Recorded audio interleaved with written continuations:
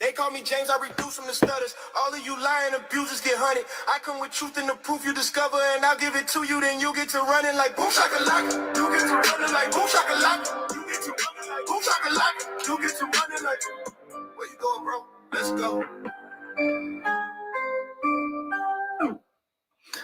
Good morning, good afternoon, good evening, wherever you may find yourself.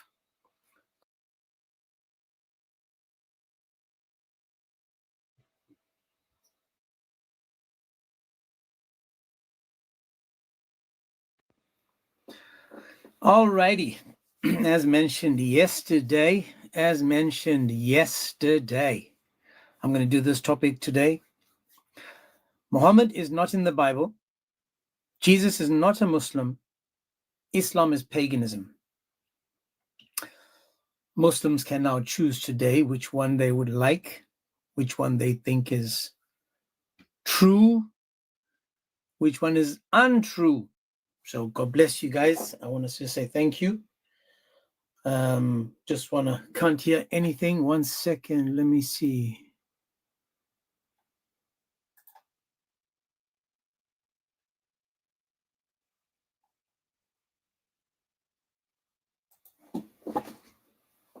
Just let me check my sound check.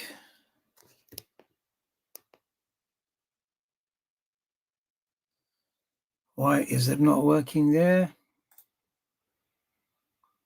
Okay, so the sound is okay.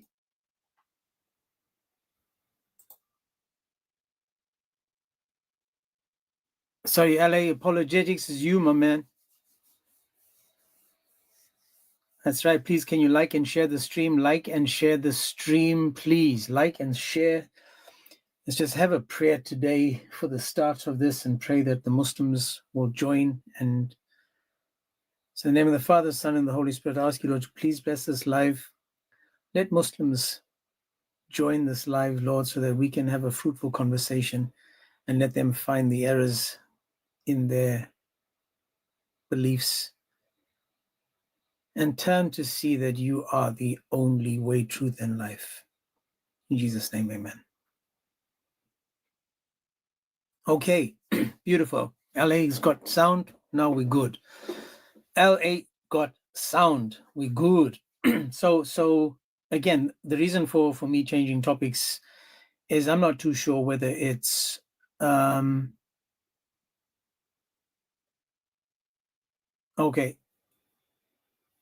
okay, so but we good now, I think. So the reason for the changing of topics is that I'm finding the Muslims are scarce. Where the Muslims at? You know, I'm just maybe it's just me, maybe it's just me, maybe it's not too sure. Maybe it's just me. I'm not sure why they would want to avoid these kinds of conversations, because these are conversations that are dawah conversations. So with this topic, Jesus was not a Muslim, Muhammad is not in the Bible, and Islam is paganism. I'm covering three topics, and we want to see if Jesus was or is a Muslim. Is it true that Muhammad is in the Bible? When I say Bible, I'm talking about the Torah and the Injil, as mentioned in Surah 61:6. Who is this dude called Ahmed? Who is Ahmed? So we want to learn from the Quran about these topics. So, for example, we'll take Muhammad. Was he prophesied in the Bible? Then they're going to have to tell us, well, which Bible and where do we go to it? Do we have it with us? Is there something that was that not is anymore? Do we have evidence that Muhammad was mentioned as Ahmed? Because it says clearly as Ahmed.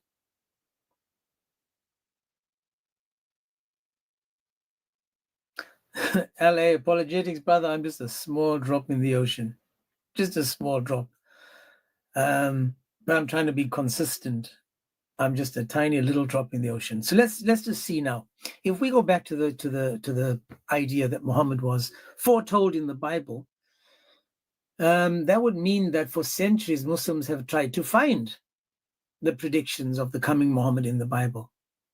That means that if he's in the Bible, then, God bless my brother, then I got my first appeal, but this again is for my imagery is not moving. TikTok, man, you're a joke. You're an absolute joke, TikTok. So the verse that we're going to go to is the one is in 157, where it says, those who follow the messenger, the prophet who can neither read nor write, whom they find described in the Torah and the gospel. So in this verse, it is explicit. It's clear as day in the clear Quran. It's saying that we'll find him mentioned in the Torah and the gospel. So we're just going to look at these different ones. Is he in the Torah and the gospel? We're going to have to check to see if this is a true statement or just another false statement. Where would they take us in the Torah and the gospel? That's the interesting part. The second one is that it says that in Surah 61:6, it says, and remember Jesus, son of Mary, who said, O children of Israel, I am the messenger of Allah sent to you, confirming the law which came before me, and giving glad tidings of a messenger to come after me, whose name shall be Ahmed. Bro, you're just a drop. You are a brutal boom shakalaka drop in the ocean.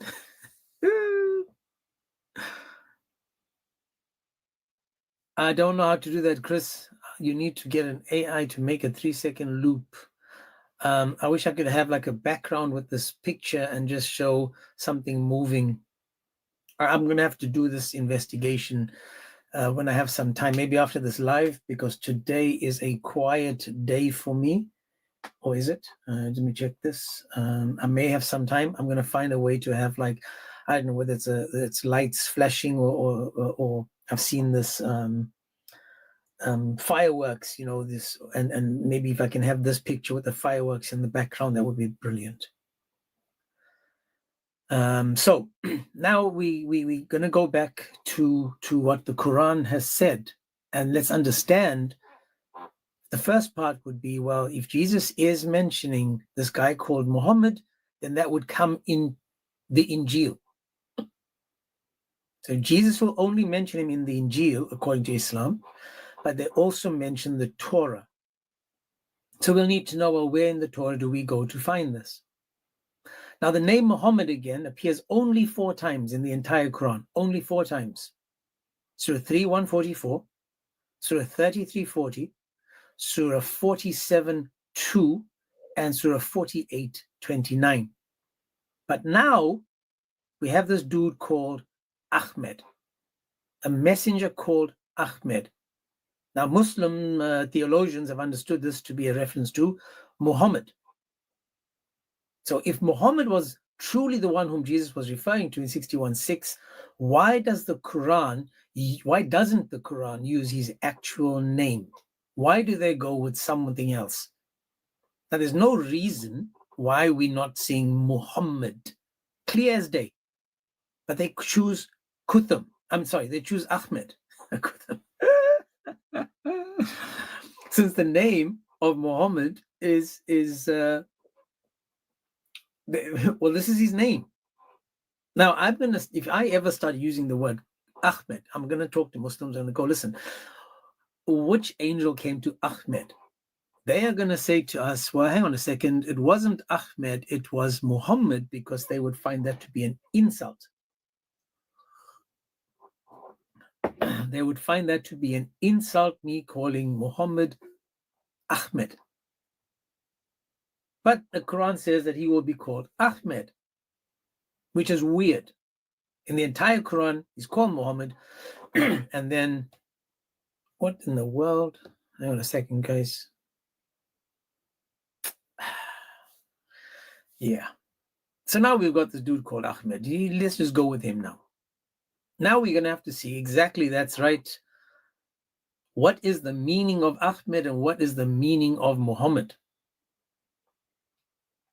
Now, again, to understand the word Ahmed, the name means, as you rightly said in the chats, the praised one.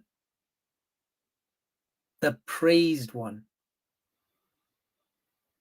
But who is the only one that is worthy of praise? Who is the only one worthy of praise?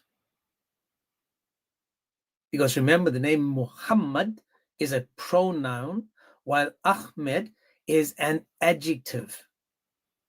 It's an adjective, it's describing, because Ahmed means to possess a praiseworthy quality, or the quality of one which is praised.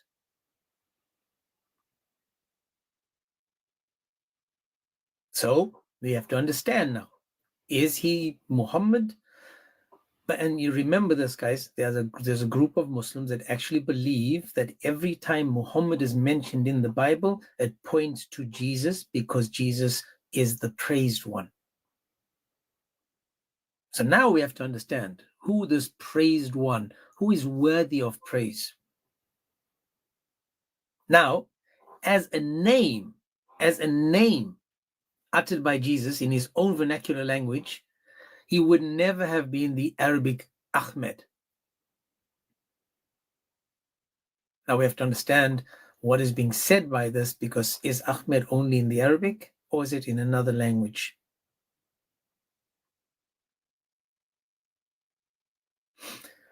Allah hits it on the head. The only one to be praised is God. Now we know that. This is why when we try to understand from this verse 61:6, it says, whose name will be acclaimed. This is now the modern literal translation. So it's not saying Ahmed, it's saying whose name will be acclaimed. Another translation by Pickthall says, whose name is the praised one. So if we're looking at the literal meaning of the word Ahmed, it means the praised one. And if we're looking at translations of these words by the different Muslims giving us the translations, they are pointing to the praised one. Now, as I said before, the only one worthy of praise is God himself. Let's just keep tapping, please, and keep sharing. I'm now restricted again with how many people can come to the live. That's after, what is it, not even a minute? Less than a minute, I'm being restricted. My live is being restricted as to who can come, or who's it showing the live to, which is really weird and frustrating. Extremely weird, extremely frustrating, but we good. For those Muslims that are willing to learn, man, they're more than welcome. So now, let's keep going with this word Ahmed. Because if the word Ahmed truly represents a proper name of another prophet to come after Jesus, then we'd notice that there'll be, other documents testifying to this fact, that there'll be a mention of a prophet to come. Now, we all know what Muslims will go to. We all know this. Where they want to go is to the book of John, talking about John spoke about the Comforter. Muhammad comforted nobody except himself when he visited all his wives in one night. But if we continue with this, whether Muhammad is in the Bible or not, where would Muhammad go in his time to find it? Why didn't Muhammad say to his Sahaba, dudes, find me in the Bible? Then they go, Mo, we found you, dude. This is where you at. Instead, there's no mention of it. There's nothing.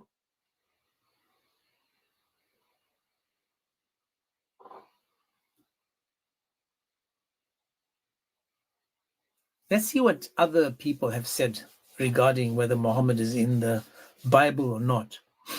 Because among the authorities of the Quran, one of the most well-known was Ubay ibn Ka'b. Remember, he's one of the four. He's one of the four people that Muhammad said, get your Quran from this dude, or your understanding, your recitations from this dude. Now, he was the close companion, and he was also a personal scribe for Muhammad. and he was called the master reciter. That's why he was one of the four, specifically named by Muhammad. Take it from him. But Bukhari says in volume 5, book 57, hadith 103, narrated blah, blah, blah, was mentioned before Abdullah ibn Amr. The latter said, that is a man I continue to love because I heard Allah's apostle saying, learn the recitation of the Quran from any of these four people. So it's important to note that even the Muslims are saying that Ibn Ka'b was someone that we should listen to. But he completely omits the conclusion which states his name will be Ahmed. He never mentions that. So if we go to one of the four Sahaba and we read his understanding of Surah 61:6, he does not mention Ahmed. Ismuhu Ahmed.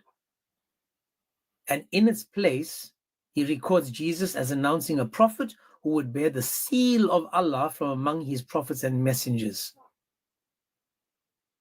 Now, why would he take this out if it's such an important aspect?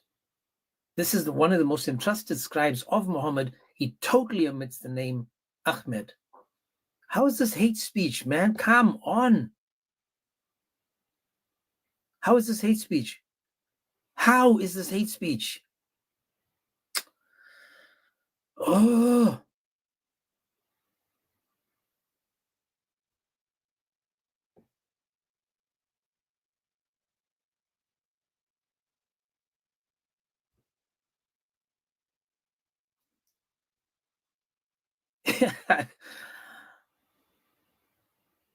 Oh.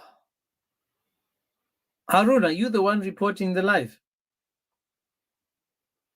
Because you never come up and I keep getting all this hate speech, bro. What is wrong with you? What is wrong with the Muslims? What is wrong with the Muslims? Come on. I'm asking questions about your claims.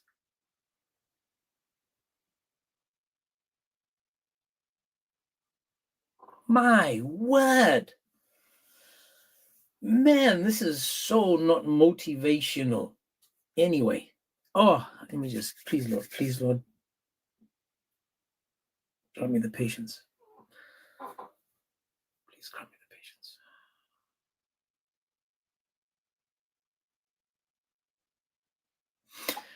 Alrighty.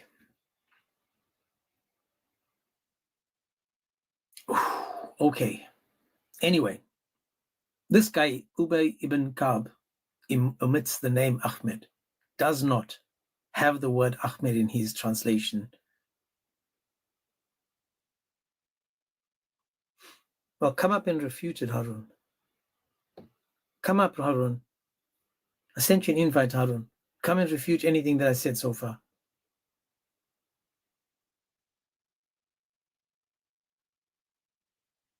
Sent you an invite, bro. You can pick the topic that you want. Muhammad is not in the Bible. Jesus is not a Muslim. Islam is paganism.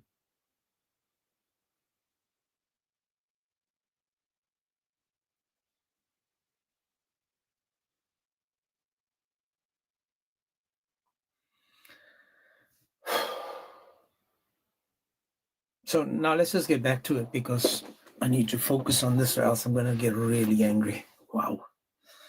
Anyway, Muslims put all their eggs in the basket, all their eggs in Surah 7:157 and 61:6, saying that Muhammad is mentioned in the previous scriptures. And Surah 7:157 seems to suggest that the prophecies regarding Muhammad are in the Torah and the Gospel. However, even when the Muslims start searching for these prophecies in the Bible, they're disappointed because they don't find it. So then they have to go to Muhammadim, not Ahmed. They go to something else. He's called Muhammad, Ahmed, in the previous scriptures. And now we can't find him. So they're disappointed. And they discover that Jesus never mentioned, unless he spoke in Matthew 7:15, when he talks about false prophets. Now, this disappointment and desperation is living in Muslim minds because they can't prove it, and then they accuse the Bible of being corrupted because they can't find Muhammad mentioned. So now, because the Bible is corrupted, they can't find him, but Allah says he gave us the Bible, and this goes back to the Quranic dilemma. This is all the way back to the Quranic dilemma.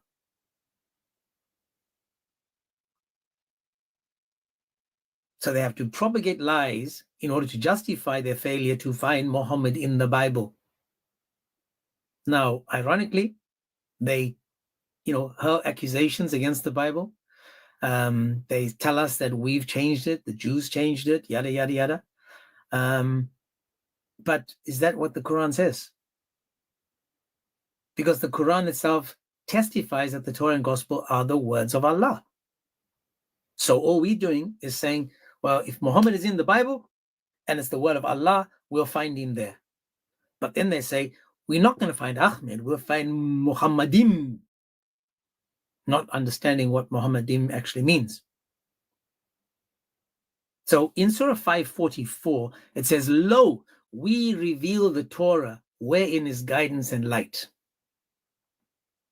So in that Torah, we would find Muhammad. Same thing in Surah 546, he says that we bestow on him the gospel wherein is guidance and light. Surah 33:4, he said, he sent down the law and the gospel before this as a guide to mankind. Again. So the Quran teaches that in no uncertain terms, none can change his words in the Quran, in the Torah, in the Injil. These are his words. So Muslims, my question now to you is Muhammad mentioned in the previous scriptures? Let's move to the next part of this. Jesus was not a Muslim. Muslims would have to prove to us that Jesus prayed to Allah.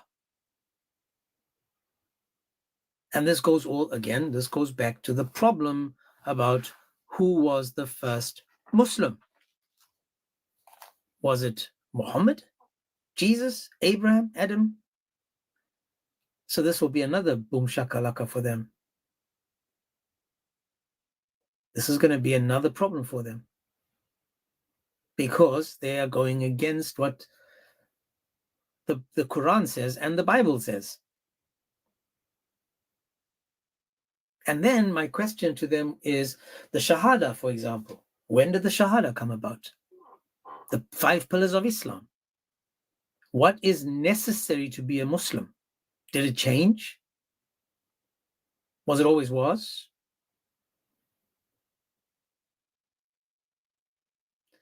Terence is going to get his 1,000 likes. God bless you, bro. So again, we now on to who this Jesus is and why would he be a Muslim? Like facing the Kaaba. When should you face the Kaaba? Was it only at the time of Muhammad? Did anyone else face the Kaaba? I mean, you guys say, Muslims say Abraham built the Kaaba so that people can face it, but nobody did until Muhammad made them face it. So before them, nobody knew about this Kaaba. Not mentioned, not interested, nothing. It was never mentioned. So how can Jesus be a Muslim if he did nothing Islamic? Nothing. You can say to me, worship one God. He prayed to one God. See, there's your problem right there. Who is that one God? The third part of this is paganism. Islam is paganism. For those that don't know it, every single thing that Muslims do on Hajj was done by the pagans before them. The pagans before them. In fact, Ibn Ishaq confirms that in the center of the Kaaba was Hubal, the moon god. And what symbol do you find on Muslim mosques' flags today? If you guys just write Islam in the chat, you'll see that the moon and the star come up? Because these were the symbols of the pagan gods.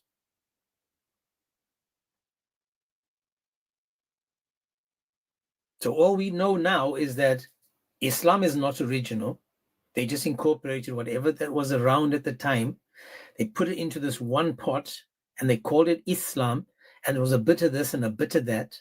And this is why all you find on every mosque is a crescent moon, the symbol of Baal, Hubal. And you can just do a Google search and write Hubal or and look at pre-Islam. You'll see the crescent moon and star.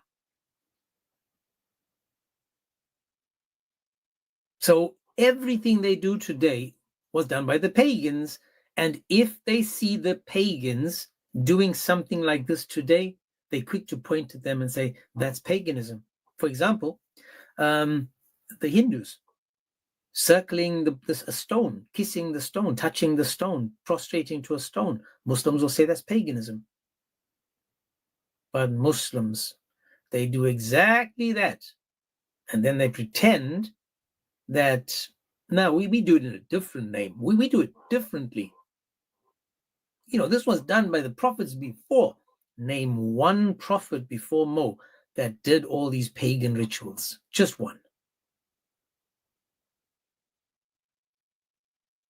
So Muhammad, he was just a failure when it came to Islam. He was a failure when it came to religion. He was a failure as a man, a failure as a husband, failure as a messenger, prophet, warner. He was just a failure. Because as I said, you guys are Muslims are putting so much of weight on this guy called Muhammad. He's not living up to the standards. He's failing completely.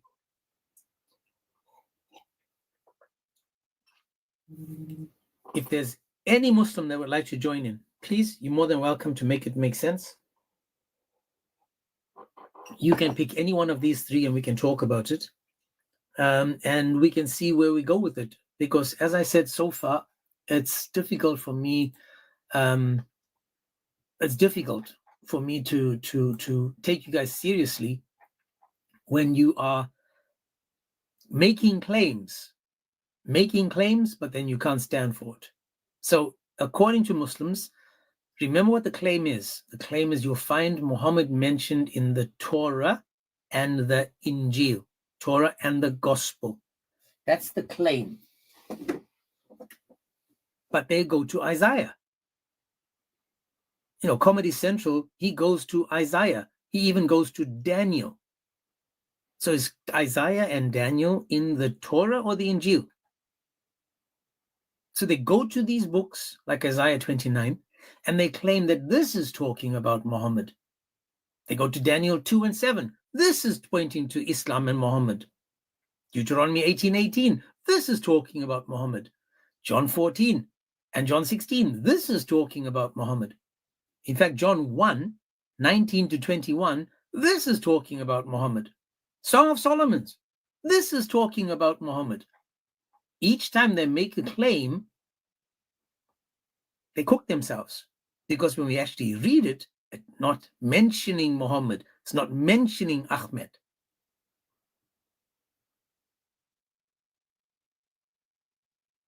This is why you understand that these people have like a superficial, cursory understanding of the Bible. They like surface level. Then they want to make claims,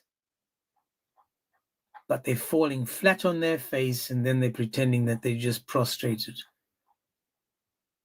So if there's any Muslim that wants to come up and have the conversation, you're more than welcome to. And if you don't, hang on a second. We've detected and enforced this contact violating automated measures. This section falls under the community guidelines. Oh my word. In fact, if I do this, let me see if I can do this. If I do this, I'm just going to test something, guys, to see if this can work. If I do effects, and I want to just go to green screen, and I go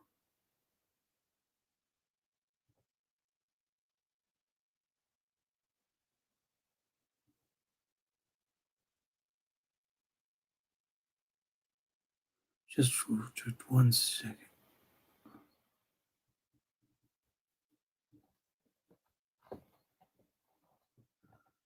I'm just going to try this and see if this helps. I'm not sure.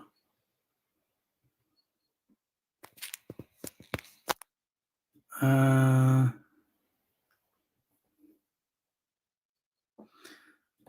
not sure if this will help.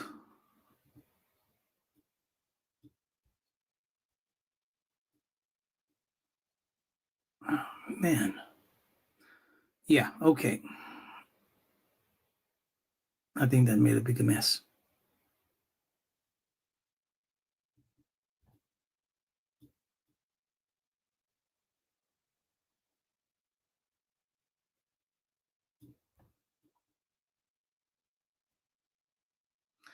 Yeah, I'm sorry. I don't know why it's still giving me, still restricting me. But okay, never mind. It's okay. So if there's any Muslims that want to come up, and let me just remove this restriction. Sorry, guys. I'm just appealing.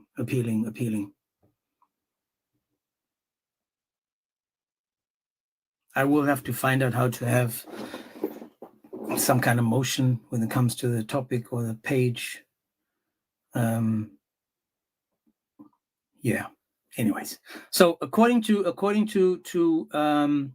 this topic, Muhammad in the Bible, Jesus was not a Muslim, and Islam is paganism. You'll notice that for each of these, the Muslim would always go outside of the Quran to prove that it's true or not true. Like, for example, as I said, is Jesus a Muslim? The Muslim would have to explain to me, was Jesus, because they're going to go to the Bible and prove that Jesus done all these amazing things in the Bible. Like he prostrated, fell on his face. But who did he fall on his face and speak to? When Allah says, I'm not a father, then, that's kind of a boom shakalaka there. But my question would be, was Jesus a Muslim when he said all the things he said in the Bible? Was Jesus a Muslim when he said all the things in the Bible? When Jesus was talking in the Bible, and he says, all powers in the heaven and earth was given unto me, was he speaking as a Muslim? Can a Muslim say that? Can Muhammad say that? Can anyone other than God say that they have all the powers on heaven and earth? They can't, because again, this is a claim to prove that you are divine. No one can just blurt something out like that and just be a normal person.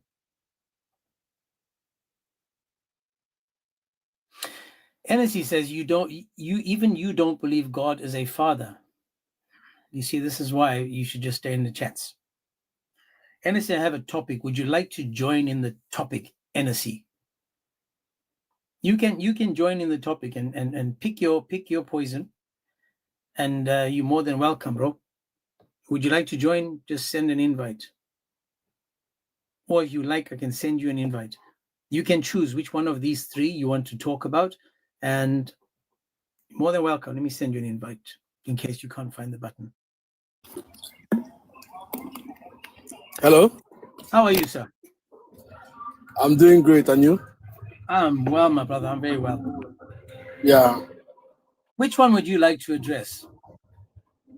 Which one? I said Would Jesus you like is to not a talk Muslim. about Jesus is not a Muslim, whether Yeah. Muhammad is not in the Bible, or Islam is paganism? Which one would you like to talk about? We can go any of them, but let's talk about. Let's start from the one on the top. Jesus is not a Muslim. 100%, you are right. Beautiful. So then we can move to the next one. So the next one, Muhammad is not in the Bible. 100%, you are right again. Beautiful. So then Yeah. the last one, Islam is paganism. The last one, Islam is paganism. Please tell me. That's why I don't understand. How is it paganism? Okay, beautiful. Thank you And for how asking. do you let's define paganism? Okay, And let's tell go. us how Let's go slowly now, right? I'm going to ask you a question, Go ahead. and you must tell me if it's paganism or not. In fact, let me show you a picture. No, let's define paganism first. Then you can after we define paganism, then we can actually build our point on that. Is that okay? Okay, what do you understand as paganism? Then you are the one that mentioned the word. I'm asking you, can you define the word paganism? Then I know if it's, Islam fall into it, or if Islam does not fall into it. Okay, so I would say that paganism is the worship of, let's just say, other things other than God. Things other than God. Yeah. Are you saying if I worship a human being, do you consider me as a pagans? Well, if the human being is God. No, I ask you if I worship a human being, do you consider me I a just pagan? said to you, if is the human being God? No, you said any other thing than God. God is not human being, right? Listen to my question. Is the human being God? But God is not human being. So if I worship a human being, does that mean? Go slowly. How can God? Are you talking about Jesus? Bro, we're not even talking about. Okay, beautiful. We're not talking about Jesus. We're not talking about Yahweh first. We're just arguing. We are talking about on the surface first. Let me Calm help down. you. Hennessy, slow down. Go ahead. If somebody is fully human only, then you can't worship them. So, for example, when the Sahaba was worshipping Muhammad, and Abu Bakr told them to stop worshipping Muhammad, that is paganism. Okay, listen again. If you worship a human being, does that make you a pagan? Yes. Good. So we have actually defined pagan now. Anyone that worships a human being, it means it's a pagan. Now go ahead, make your point. So beautiful. So now I'm going to, as I said to you, if somebody is bowing down, for example, to a stone, like Hindus Hindus prostrate and bow down to a stone. The Hindus believe that the stone takes away their sins. Yep. And they touch it. Yes. So, my question now to you is that paganism? Yes, it's paganism. If you bow down to a stone, you bow down to a human being, which you have defined earlier, it's a paganism. Okay, it's so beautiful. So, if the Hindus believe that the stone takes away their sins, if the Hindus believe that the stone takes away their sins, is that paganism? Yes. It's paganism. I just told you, yes. Beautiful. 100%. So, can you tell me, in Islam, the black stone that you prostrate to, does that black stone take away sins? No, you know I'm a Muslim, right? You're not a Muslim, right? So me Muslim, we don't prostrate to stone, we don't kiss stone. I asked you, does the black stone take away the sins? What black stone are you talking about? Bro, there's not any black stone in Islam. The Sunnis go to Mecca and kiss the black stone and worship the black stone. Muslims don't do that. I hope I cleared the point. Are Sunnis Muslim? No, that's why they call them Sunni. That's why it's called Sunni. So they're not. Do you understand? That's why they are called. They have a religion called Sunni. Are the Sunni Muslim? No, I just told you. Beautiful. So then, what type of Muslim is it that doesn't prostrate towards the black stone? A Muslim who believe in God, who believe in the religion. In what direction do you pray? In that direction do I pray? Say that again. I pray in every direction I can face. Anywhere I face anywhere and pray. Okay, so you don't face the Kaaba? Bro, I just told you I face anywhere to pray. Okay, but do you face the Kaaba? No. Where does you face the Kaaba when to you pray? Go to the mosque, what direction is your prayer in? Well, I don't go to mosque. Why are you asking me if I go to mosque? You call the Sunni, you say the Sunni are not Muslim. So when you pray, are you doing freestyle praying? You said what? Are you doing freestyle prayers? What do you mean freestyle prayer? What do you mean freestyle? When you pray. When you pray. Bro, earlier I think you are missing, you are going out of your topic now. The topic is, I am asking you about paganism. Wait, now listen now. I'm asking you about paganism. Brother, listen. The topic is Muslim pagan And that is what you are supposed to focus on. Stop going whether someone prays, I am focusing on it because I don't told you, I don't pray. Hang on, brother. Hang on. Do you do Hajj? Is it what? Do you do Hajj? No, Hajj has been defeated, so I don't do it again. So Hajj has been defeated. Why has Hajj been defeated? Because God never said He's going to protect Hajj, so they have turned the place to idol worship. Beautiful. Ground. So again, you agree that the Muslims that are following Islam are committing doing paganism, right? Because they're worshipping idols, correct? No, the Sunnis, I just told you the Sunnis. Are the Sunnis, the majority of Muslims, committing paganism? Are they worshipping idols? Listen. Yes, the Sunni worship idol. Yes, 100%. I won't argue. Well, listen now. So the majority of Muslims today commit paganism. They follow pagan rituals, correct? Okay, listen. Yes, just same thing as Christians. We'll get to the Christian in a minute. Stop trying to play. A minute now, listen now. NSC, the same way, the two of them, NSC, slow down. You just the Sunnis and the Christians, hang on, NSC. Guys, please stop. NSC, wait, stop reporting, please, for God's sake, please stop reporting. Please Who stop is reporting? I don't know, man. I've got another hit. Okay, please stop reporting, please. Please, guys, stop. We're not fighting. We're just having a conversation. Please stop reporting. If you don't like the live, guys, go somewhere else. No need to report. Even if it's NSC and you don't like that he calls you pagans, leave him alone. Please stop reporting. Please, I'm asking, stop reporting, please. Okay, NSC, just calm down now for a second. So you and I both agree that the majority of Muslims today... No, I not told you majority of Muslims. I said Sunnis. I not told you majority of Muslims. Are the Sunni the majority of Muslims? There's something called, I just told you, Sunnis is different from Muslims. You don't understand. Please listen to my question. Please listen. Brother, listen. Are the Sunnis the majority that claim to be Muslim? Okay, the Sunnis are the majority that claim to be a Muslim. You see, you put a point right now. Now you put a point right now. Who are the true NSA? Who are the true Muslims? The true Muslims are those who follow the laws of God. When God asks you to do something, you follow the laws of God. Those are the true Muslims. Did I answer your question? Okay, beautiful. So can you show me the laws of your Allah in the Quran that you follow? For example, when you pray 3 times a day, correct? Yeah. Beautiful, because the Quran says pray 3 times. When your Quran says that you must face the Qibla. Qibla is just a full direction. Qibla is just means direction.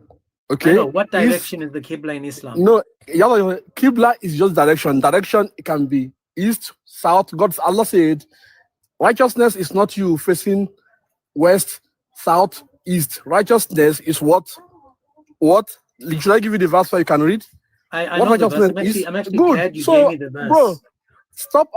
Don't argue. Let's argue on the paganism. I just told you the Christian and the Muslim and the Sunnis, they practice the same paganism. You worship human beings, they worship stone. Again, so the same thing. What group of Islam are you following? What are you called? I just told you, God said in chapter 6, verse 106, God said, we shouldn't be part of sects. You see, we should be Muslims. We shouldn't be part of sects. So I'm not part of sect. I'm just Muslim. Do you take hadith, NC? No, I don't. That's why I don't believe it. That's why I don't follow the Kaaba stone. Are you sure you're Muslim? Bro, why are you arguing what I just proved to you? No, I'm telling you because it seems like you should be on my team. You should be on my team because what you're saying to me is you are saying that yes, the Sunni, the majority of people, we have defined. You must be able to let me speak. You must be able to slow down. Go ahead. You are agreeing with me. I'm sorry. Go ahead. You are agreeing with me when I said that the majority of those claiming to be Muslim are pagan. You agree with me. You claim to be a Muslim that doesn't face the Qibla. Right. So do you do, for example, the Ramadan, the fast? Yes, I fast. Yeah, I fast Ramadan. Okay, the pagans also did the fast. The pagans of Medina, of Mecca, also used to do the same Ramadan. They did the same thing with the Ashura. So you are also doing what the pagans did then, correct? No, I just like the pagans, you ask them, if you ask any pagan now, who is God? They told you Allah. If you come to my village, you ask the pagans. Let me finish now, I'm speaking. If you talk, the pagans come to my village, you ask the pagans, who is God? They are going to tell you Allah. That is the creator of heaven and earth. Are they lying when they say that? Are they lying when they say Allah is the creator of heaven and earth? They are 100% right, but are they worshiping God? No. Are they calling themselves that Muslim? Is the issue. You can say, are they calling themselves Muslim? Wait now, listen. They're not calling themselves Muslim. I just listen. You do not mean that you call yourself. I just say, who do you worship? Who is God? They're going to tell you the creator of heaven and earth. Everybody, even before Prophet Muhammad came, before Jesus came, before any other prophet came, people worship God. Okay, people worship God. But which God? When these people came, this prophet came, is to make us to understand who God really is. So this is their assignment, to make us understand who God really is, not to worship God in what blindly. So some people worship God blindly, and because they thought, okay, human, like you now, you thought human being is God. You see, you are worshiping God blindly. Who is God? You know God is one. But if I ask you, how do you believe God is one? You say, no, God is 3 in 1. You see? So this is paganism. You know, so then you understand what we say, but you choose not to believe it, right? What do you say? You understand what we say, you just don't believe what we say. Bro, I understand everything you said, but I just told you it's a blind. Muhammad, was he a pagan before he became a prophet? Paganism. God, bro. Yes, he was a pagan. So Muhammad was a pagan before. Did I answer your question? You see how easy it is? Hang on, NSC. Yes, because he has no religion before.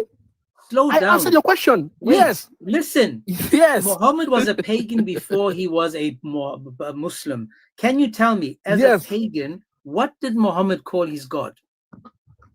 As a pagan, I just told you, get this listen. I say pagans call their God, let's call it Allah. So hang on, stop there. So Muhammad was talking in my language, to a God called in my language, Allah listen as now. A pagan. Listen, why can't you listen? Let me finish. Let me finish, bro. Listen, brother. You're jumping in and out. James, let me listen. James, a minute. Slow down, man.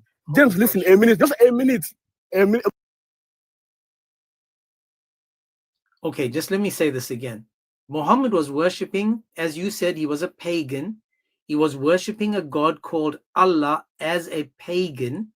And then he became a Muslim, and he still worshipped the same God called Allah as a Muslim. You said he was a pagan before, and after he became a Muslim, he was still praying to the same pagan God, correct?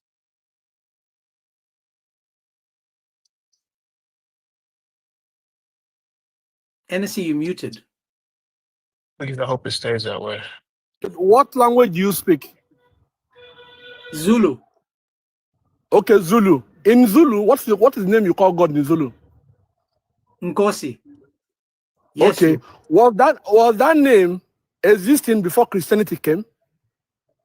Again, when you ask answer the question, listen. When you asking me a silly question, now. Was that name existing? Question, it shows but me it's not a silly you question. It's not a silly question. Answer the question then. It's a silly question. Answer. You didn't was that name answer existing? Again, NSC, dude, please, man, you're like a motor mouth. You're like a motor mouth.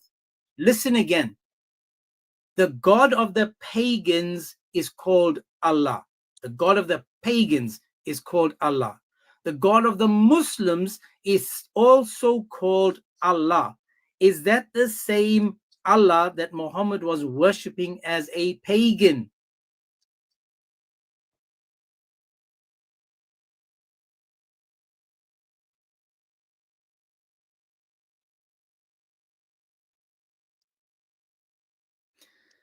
God bless you, Amin. Man. God bless. Answer the question. Answer the stop putting me. Answer the question. Answer the damn question. Yes, he existed before NSC. Yes, he did. Okay, good. So that name, are those people in that time?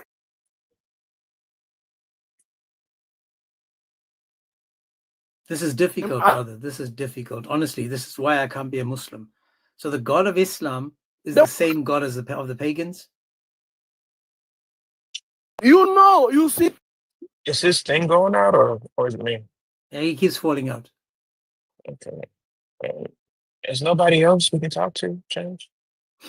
No one's requesting, man. Bottom of the barrel this morning. Yeah. Yeah.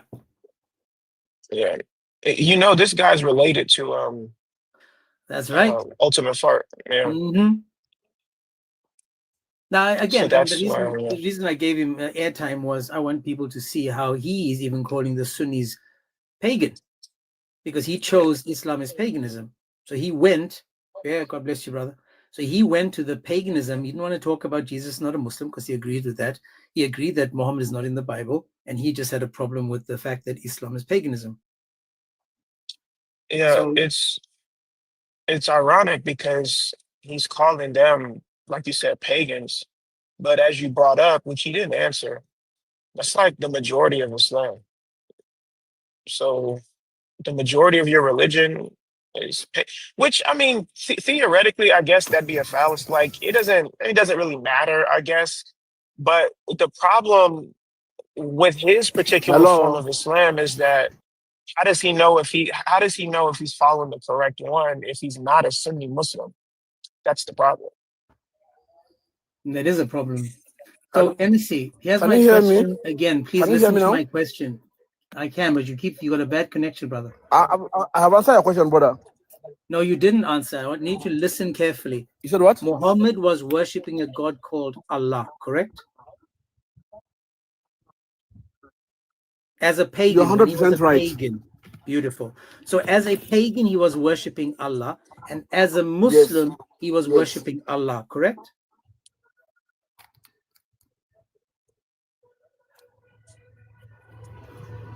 So I can't hear you. I can't hear you. You are breaking. I can't hear you. I know you got a bad connection. You got one bar, my brother. I'm going to let you go because you keep falling out. Yes. So if there any Muslim that agrees with NSC, are there any Muslims that agree with NSC when he said that he agreed Jesus is not a Muslim, he agreed that Muhammad is not in the Bible, but he said that the same God that Muhammad was worshipping as a pagan is the same God he was worshipping as a Muslim. Are there any Muslims that agree with NSC on this point? So then what was his, okay, now I'm confused. So like, what does he believe? He doesn't believe Jesus was a Muslim? Well, let's see. My brother, I hope you've got better internet, NSC. You got a very bad connection, my man. Because that's in the Quran.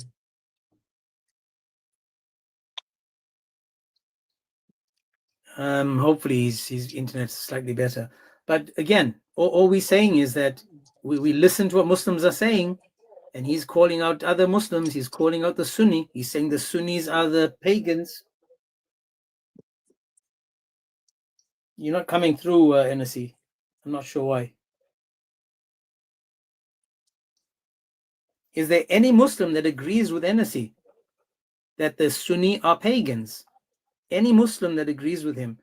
Because he's saying that they are the pagans and they are worshipping stones and statues and the Kaaba, and this is why he's agreeing with us.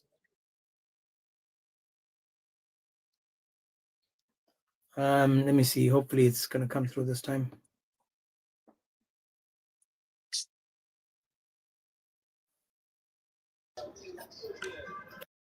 You got one bar, NSC. Yeah, can you hear me now? Yeah, but you only got one bar on your screen. No, I think my network is back now. I'm outside, so if I could have been inside, I could have got a better Wi-Fi. I have a Wi-Fi inside, but yeah, I'm outside.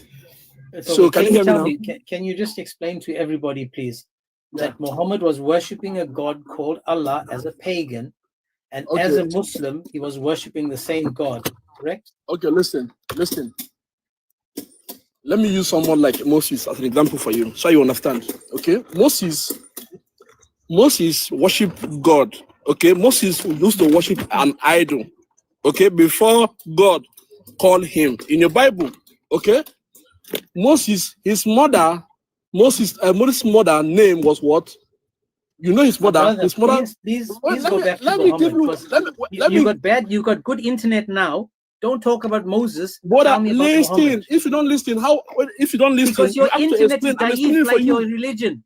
Your internet is daif. I'm I'm asking you explaining to for just you. focus I'm on Muhammad. explaining to you. I've explained for you in your language, which you understood your language. I'm using the Bible now to explain it for you better. I don't want you to talk about my Bible. I want you to tell me about Muhammad the pagan.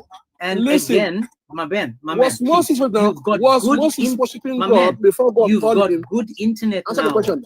You got good internet now. While you have good internet, tell me, was Muhammad, man, shut it. What is wrong with you? Shut it.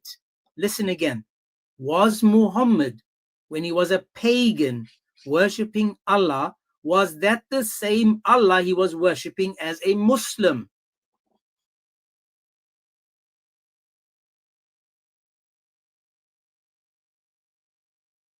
I muted you so you can listen to my question. Okay, but you're probably still talking. Okay, listen now. Can you give me 2 minutes to explain myself so you can hear me? I don't want to know about Moses. I want you to tell me about I'm not talking Muhammad. about what I'm giving you, what you can understand, what you can relate to. Want you. Again, dude. Don't talk about Moses. Tell me about Muhammad. And you don't want to answer. Oh my gosh! What kind of behavior is that? NSC, please, stop being possessed by the devil. You ask a question. I'm giving you an answer. I'm asking you to tell me about to the answer I'm giving you, even though you don't agree with it. But just listen to the answer. I have your answer. I know your question you asked me. Okay. I want you to tell me about. Can you hear me? Muhammad. Can you hear me? I can't hear you again. Can you hear me? I'm trying not to. Can you hear me? I'm trying not to. Audience, can you guys hear me, or is my network again? Oh God, Tennessee, bro. The audience, can you hear me, or is my network? Just make your argument, dude. Yeah, no, I'm bugging that. Yeah. Yeah, no, I can't, dude. Mm. I got a really bad headache this morning, so it's like him, and then bro. But I found it interesting that a Muslim, or claiming to be a Muslim, called out the Sunnis, saying that the Sunnis are pagans. This is crazy. He doesn't consider them to be Muslim, and he's not even Shia. And he's saying that he disagrees with the fact that Jesus is a Muslim, and he disagrees that Muhammad is in the Bible. So again, you guys can see that there is problems within the Islamic faith as to what they agree on and what they disagree on. I mean, this guy literally said that Muhammad was worshipping a god called Allah when he was a pagan, and he was worshipping the same God when he was a Muslim.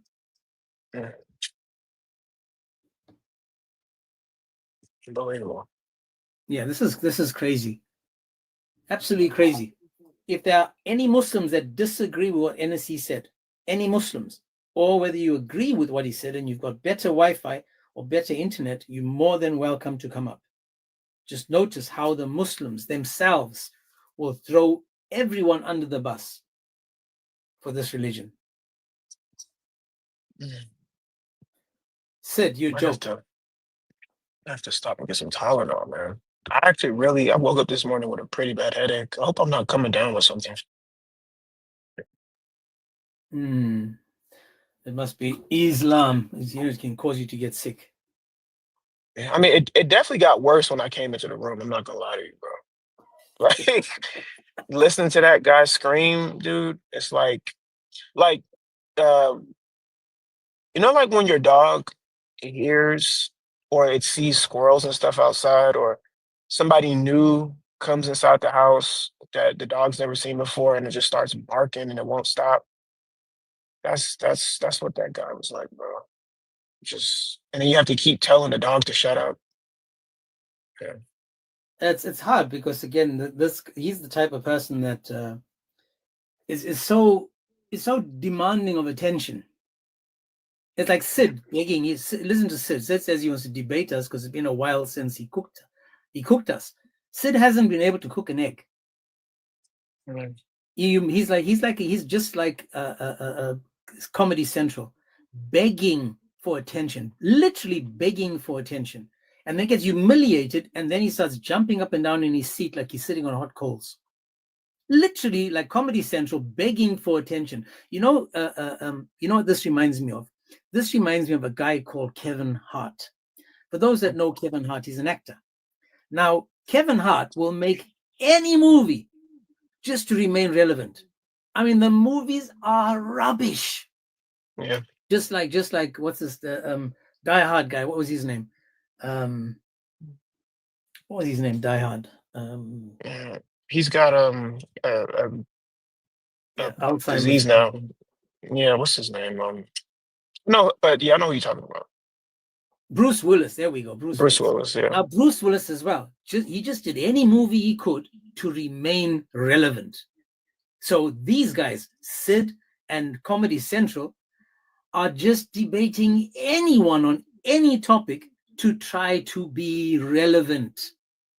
The quality of their arguments is as bad as the last Kevin Hart movie. I mean, it's like he just made a movie just to get some income. These guys are so desperate to be remembered or make a name that they'll jump onto anything. I mean, going to Daniel 2:7, going to Isaiah 42, going to anywhere they can just to try to make a point is embarrassing. They even go to Isaiah 9:6 apparently. That's how it's about Muhammad. Now he's saying people are calling for debates. No, people are actually laughing at you. They're making clips. They're making clips of you, Sid. Literally making clips of you, making a muppet of yourself. And you think that this is a positive thing. They are mocking you, Sid. Not they. Yeah, we are mocking you, Sid. We laugh at you. Yeah, like the thing that gets me about this religion is that it really does produce a staggering amount of individuals with Dunning-Kruger syndrome, bro. Like with the Dunning-Kruger effect, where the less information you know about a particular topic, the more confident you are. And the more information you know, the less confident you are. It produces a staggering amount of individuals that exhibit this type of behavior because you got to imagine, I mean, the average Muslim we talk to, they know nothing, but they come on our panels as if they know more than we do, even about our own religion. Then when we bake them on the simplest of topics, they manifest and start calling us names. Like I don't understand why you would want to stay in this religion. So all we're saying, guys, is I've opened up the topic into 3 different parts. Muhammad is not in the Bible. If you believe he's in the Bible, Muslims, please request. Show us that he's in the Bible. Islam is paganism. If you don't believe that Islam is paganism, come up, request. Jesus was not a Muslim. If you believe that Jesus was a Muslim, come up, request. This is the topics. I've given you 3 topics today. All you have to do is pick one. You can do all of them if you want, but pick one and we'll take it from there. For those that are wondering about this Quranic, the Bible dilemma, a Christian dilemma, whatever you call it, this is another attempt at Muslims trying to be smart, right? This is now, again, trying to be smart by jumping up and saying that we have a dilemma because they're trying to, again, as usual, take focus away from the dilemma that's in Islam that cooks Islam on a daily basis. For example, this is a dilemma, all 3 of these topics. For example, Muhammad is not in the Bible. That's a dilemma for Islam because they are running to corrupted scripture, trying to prove that he is in the Bible. This is the level of intelligence that they have. This is why stay away from your cousins, because we know that you get a lower IQ when you try to make it make sense, that you tell me he's in the Bible, and then you're in the same breath you say to me, yes, but the Bible is corrupted. Jesus is not a Muslim. He never was a Muslim because Jews are not Muslim. But they'll say to you, Jesus was a Muslim. Then they'll say, oh, Jesus was a Jew. So again, this is an insult to people with normal common sense, because these guys are the ones that are speaking the most. And then Islam is paganism. Every single thing that Muslims do on Hajj was done by the pagans. And as NSC said, that these people, the Sunni, are pagans, because these Muslims can see that the Sunni that are bowing down, touching, kissing, and doing all these pagan things, all these pagan rituals, are now all of a sudden not pagan, because Allah said that they must do it. The same Allah that was the God of Muhammad when he was a pagan.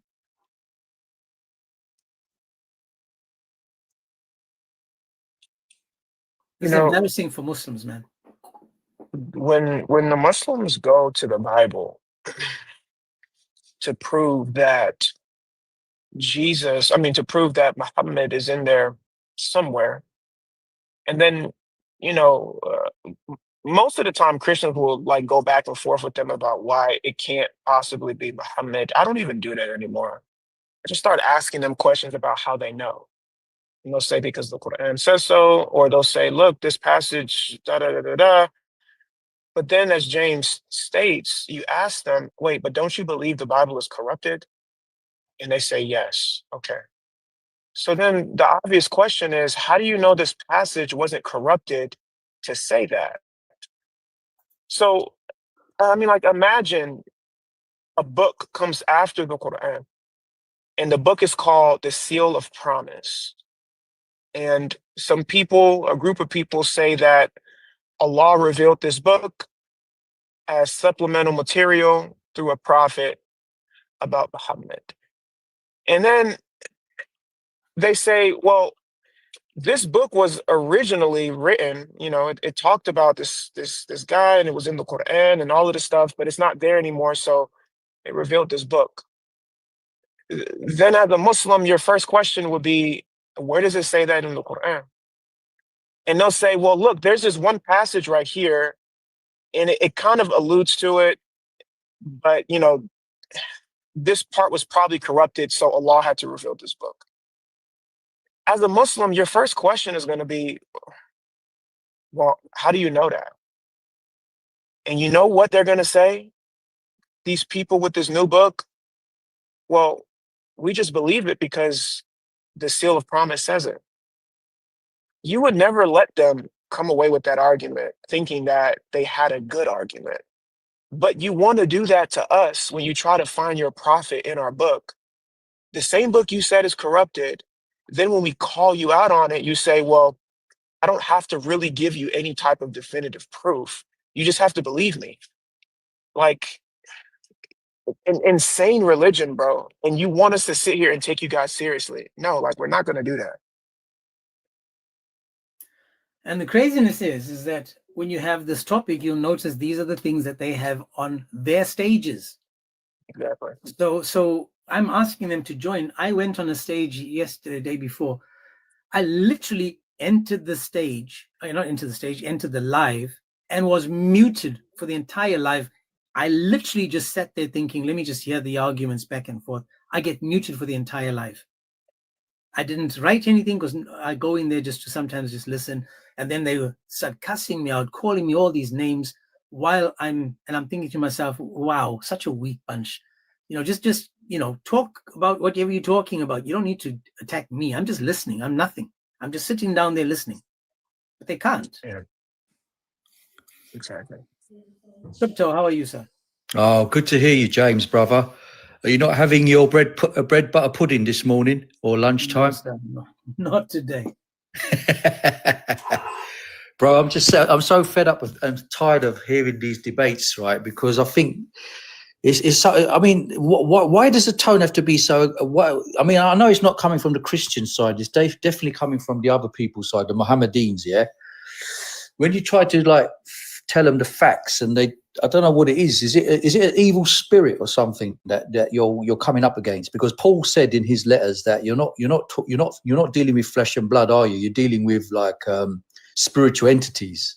That's right. So I understand. Obviously, he said you have to defend your faith. You have to tell them why you believe in your faith. But it seems like you're one of the good ones, and there's another guy now that's come up called Christian Malik. And you guys are very calm when you expound your reasons for your faith. But these guys, I don't understand it. They descend to a level of immaturity where you can't. And then Christian Malik actually said an interesting thing. I don't know if you've ever had this experience. Is it a difference between Sunni Muslims and Shia Muslims? Whereas he said Sunni Muslims tend to be very sort of immature and childish and aggressive, whereas Shia Muslims, when he talks to them, he can have a very civil discussion. I mean, is that your own experience as well, James? That seems to be the case, actually. The Shia Muslims are a little more intellectually sound when it comes to having these conversations. And it's only because since they're the minority, they've kind of learned to be that way. The Sunni Muslims, because they're the majority, they kind of lord it around on people. So there's a type of arrogance that Sunni Islam breeds that Shia Islam does not. They're a little more humble because of their own position. So, yeah. I would love to hear someone like a Shiite come on and talk, like just for a change, because it degenerates to calling names and bad language. And I thought in their religion they're not meant to use like swear words and things like that, but apparently that's probably not the case. But just to one time, I mean, I know it's TikTok, all right. It's not like it's not like a sort of like a university thing or like some sort of debate thing where you can actually go and hear these guys talk, but it would just be refreshing to hear a normal conversation, a normal to and fro between, like a Christian. So don't be misled. You must remember that the Shia have some sick things in their belief systems as well.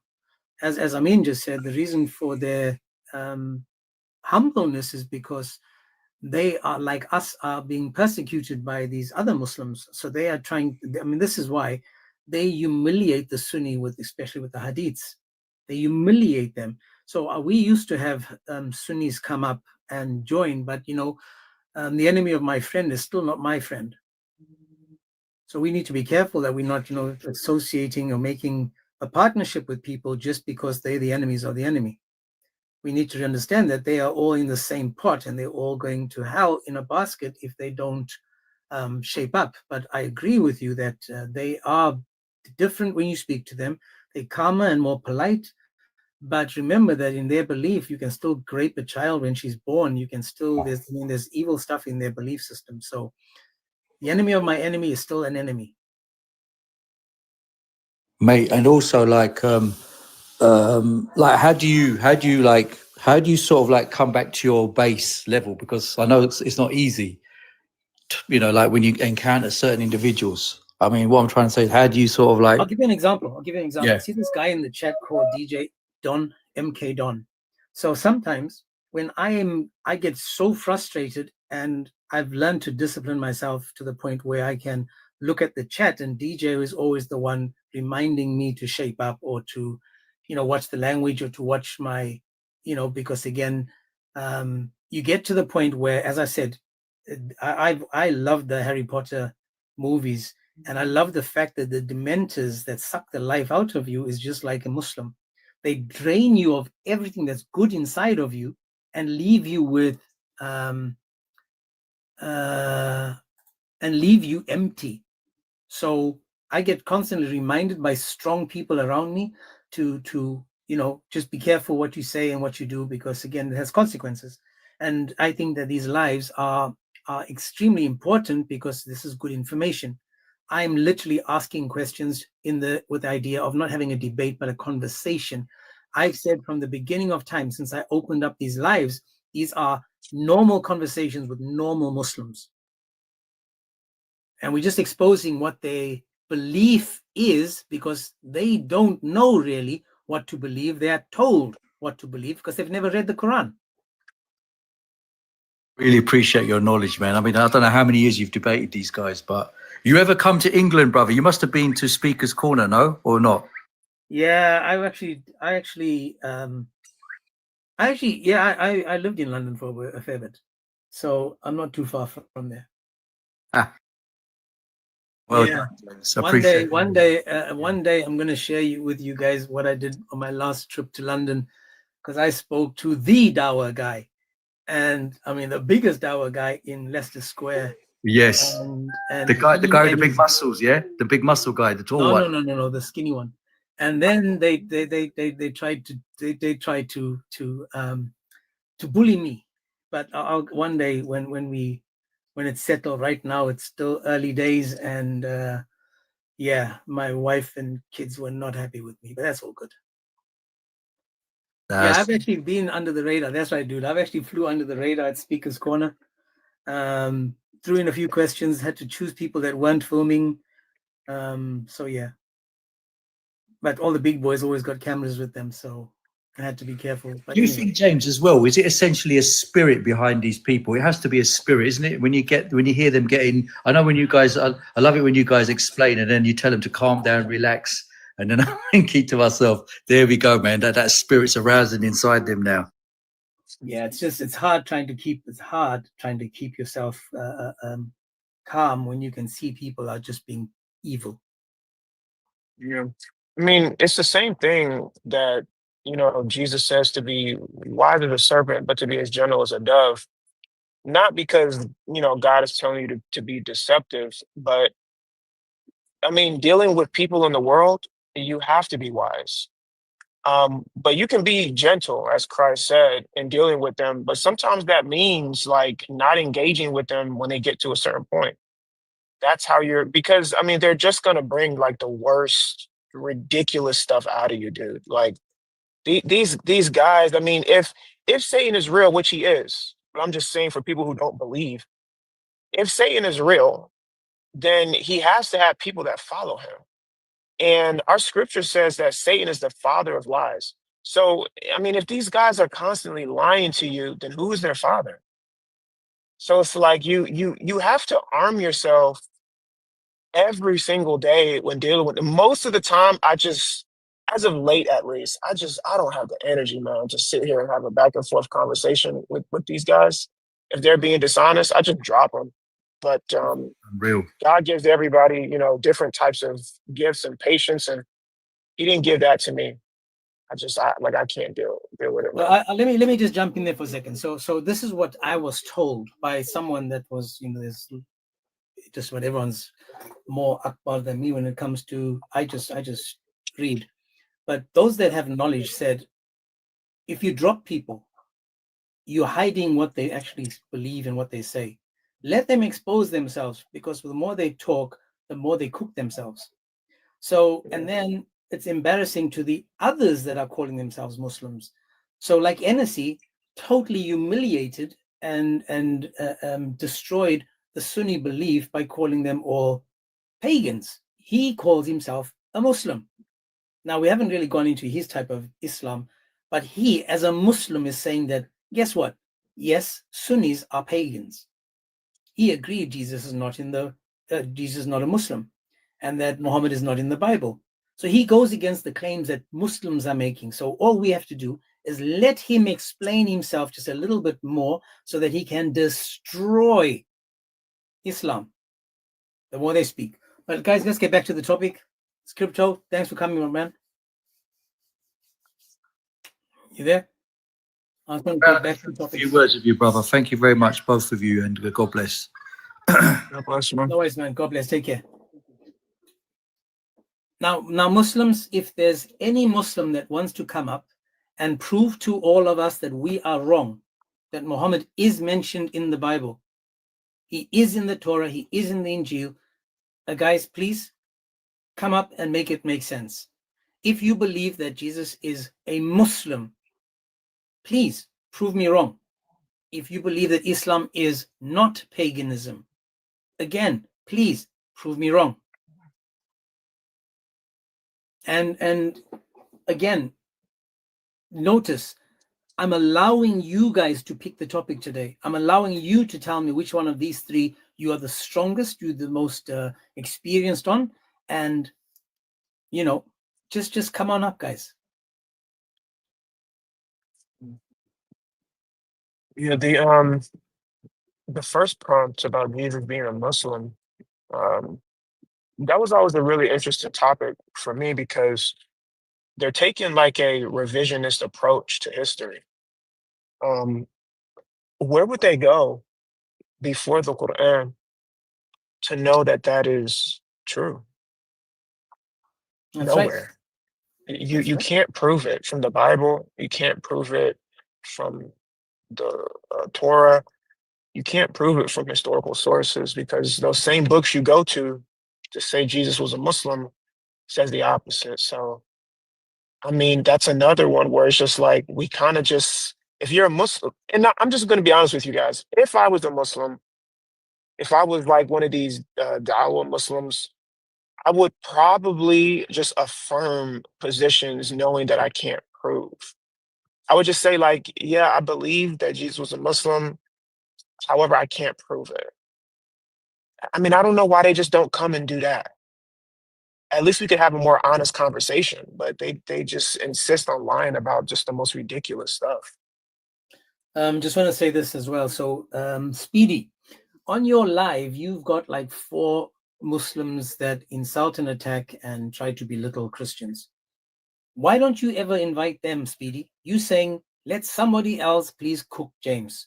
Why don't you send your invites to those people that you have on your panels that keep thinking that they have the answers? Why don't you saying, someone cook me? Why don't you send for these people, Speedy? The same people that sit on your panel when you go live in the mornings. Where are the people at? These people that believe they're cooking Christianity. Each time you say, yes, that's a checkmate, or you can't say this because it's committing shirk, yada, yada, yada. Why haven't you invited these people and that they can pick the subject? Yeah, Speedy, when you go live, those guys are rude and obnoxious when it comes to talking to Christians. But they never come up over here. Well, actually, I'm not going to say anything. Yeah. So you're more than welcome, you too, Speedy. You can come up. This is not a game. This is not, trying to, we're talking about serious stuff over here. All we have to do is just come up and let's see if these claims are true. And if you have your Muslim brothers that are sitting in your panels every single day being so smart, invite them. Why do they never request?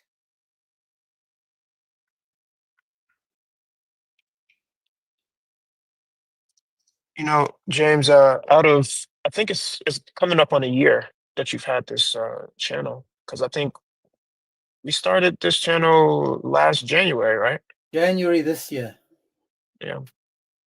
Out of all of the topics that you've done and the hundreds of videos that you have,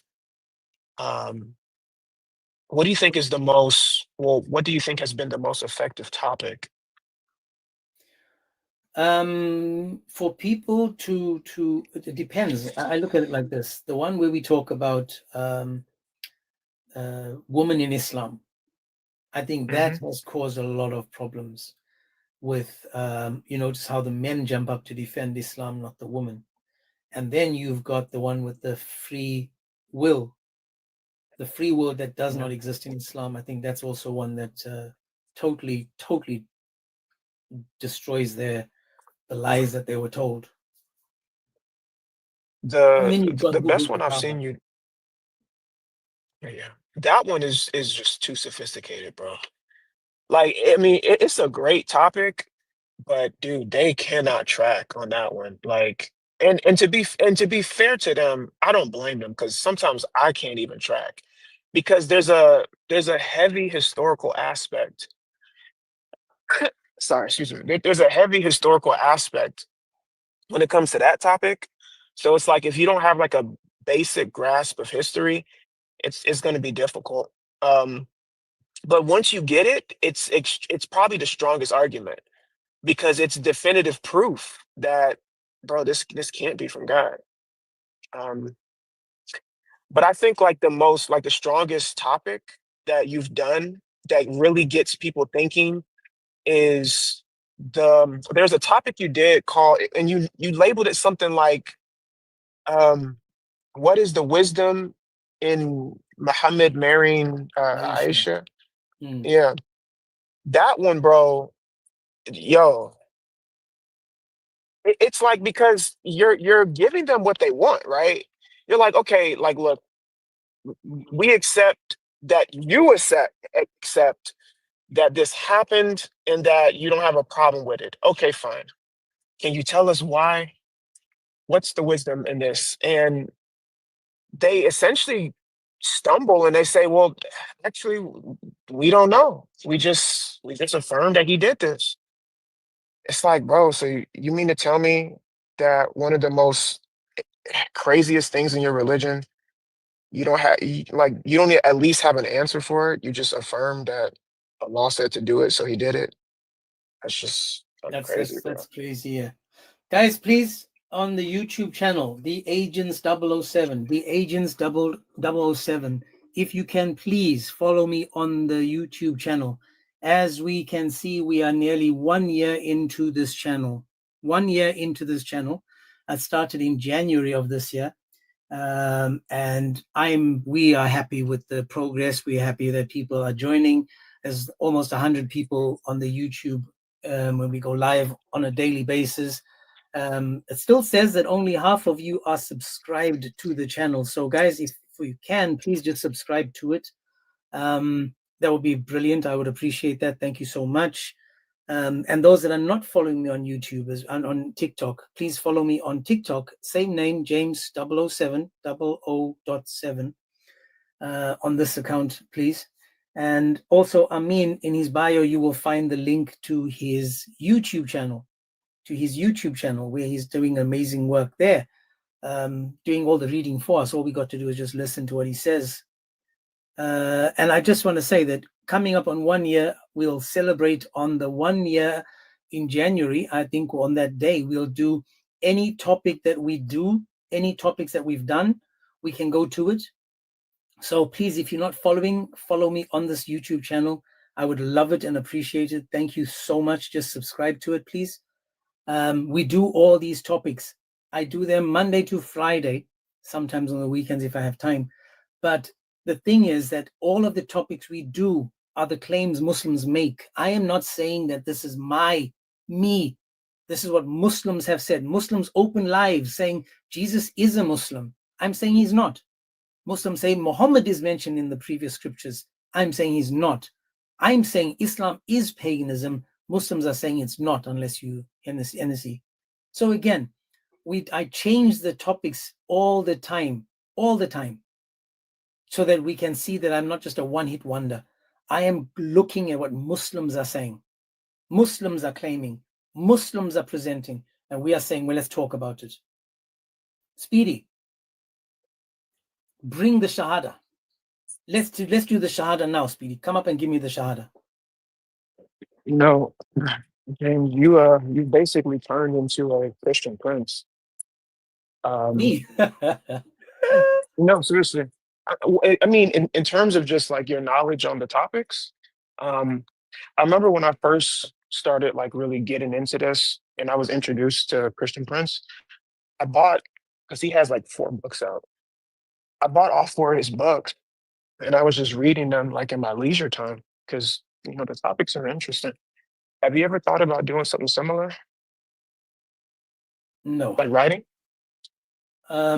Well, I've got 5 books that I've written, not books written, but I've written notes. My wife says to me, why don't you just start writing?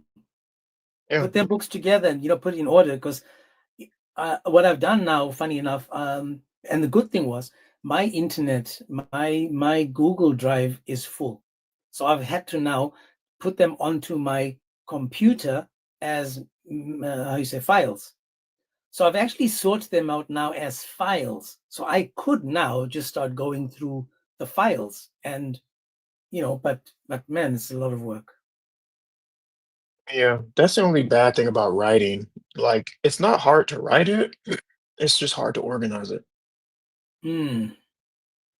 So again, any Muslims want to come and join, you're more than welcome. If you want me to take my Shahada and you want me to be a Muslim, request up. If you want me to take my Shahada, if you want to give me the Shahada today, request up and let me take my Shahada. But before you give me the Shahada, I'm going to ask you a couple of questions. So make me a Muslim today by requesting up and then presenting your case to me. Anchor the crypto, it gives you more storage place. Okay. So again, Speedy, if you want to give me the Shahada, request up. Today, I'm willing to take my Shahada. Any Muslims that want to give me the Shahada, come up. Show me that I can take the Shahada because Jesus took the Shahada. That Abraham took the Shahada. Moses took the Shahada. This is why Jesus is not a Muslim. Because one of the things that you have to do to become a Muslim is to take the Shahada. Chris says, ask AI to write it from your files. Wow. Chris, that's a great idea. That's a great idea. Any Muslim that would like to come up and give me the Shahada because Jesus is a Muslim. Give me the Shahada because Muhammad is in the previous scriptures. Give me the Shahada because Islam is not paganism. I'm giving you guys a challenge. Come up and give me the Shahada. Make me a Muslim. Introduce me to the Islam of Muhammad. Why is there no Muslim wanting to get brownie points, the good deeds of Islam, by giving me the Shahada?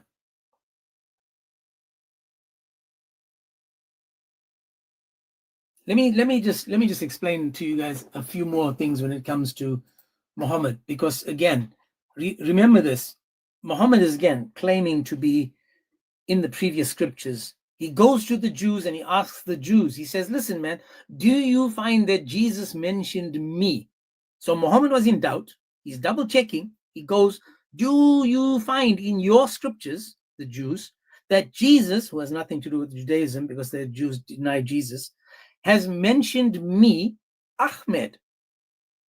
So Muhammad was in doubt. He goes to go and check it. Can you Muslims prove to me, where do I find Ahmed Muhammad mentioned in the previous scriptures? You guys go to Deuteronomy 18:18. I will cook you on Deuteronomy 18:18. It's got nothing to do with Muhammad. Because according to a verse that Muhammad, that says that the support the claims for Muhammad being in Deuteronomy 18:18, he says, I will rise up for them a prophet like you from among their brethren, and will put my words in his mouth, and he shall speak to them all that I command him. Now Muslims claim that the prophet to whom God referred to was Muhammad. Prove to me that's Muhammad. Prove to me that Muhammad is mentioned in the previous scriptures. But a simple examination of this verse reveals it's talking about Jesus, not Muhammad. So for me to become a Muslim, you guys need to come up and give me the Shahada.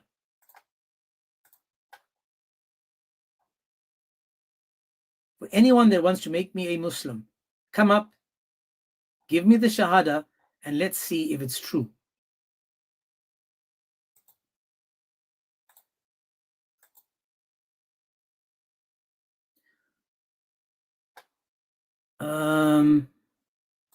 Can somebody do me a favor? How do you see I accidentally banned LA, I think. Can somebody check to see LA Apologetics is banned on TikTok, on YouTube, please? How do I do that?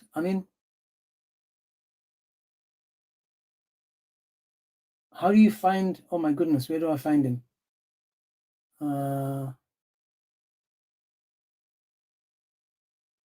Does anyone know how to find someone that's been blocked or banned on YouTube? I can see that it says Phil was banned and their comments were removed. No, how do I change that?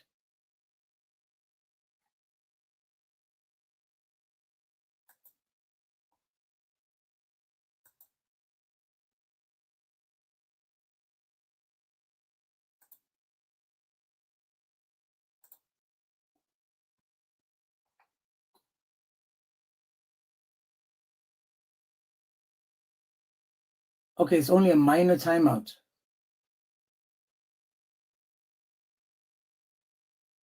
Where do I find all the blocked list and hidden list? Oh my goodness. I didn't. I was going to pin his comment on the screen and it banned him. Oh, forgive me, Phil. And LA, Phil. I'm messing up now. Let me see if I can go to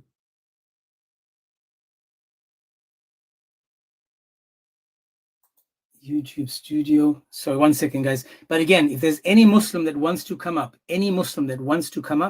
and you feel that you have the answers for this would be fantastic, because again, we are asking you guys to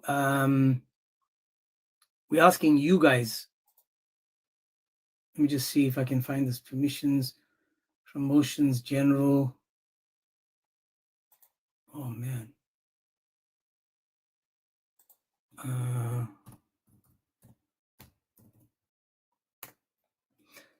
Any Muslim that wants to join, and talk about any of these topics that we have on the screen, you're more than welcome to. While I'm doing this, please, let me just see if I can find out where and how I blocked LA Apologetics. Or was it, no, who was it? Phil. Man, now I feel bad.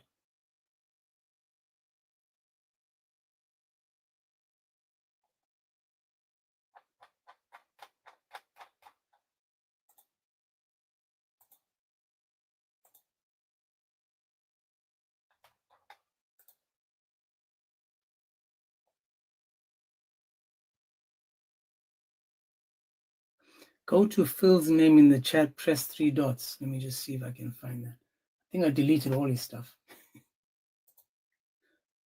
Anyway, guys, as always, the topics are there.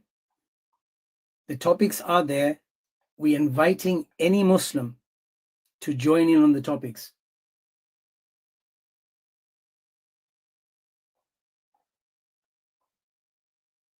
I'm just trying to see if I can find Phil. Oh, there we go. Phil was timed out by the agents for 300 seconds. Oh, okay. So if I go there.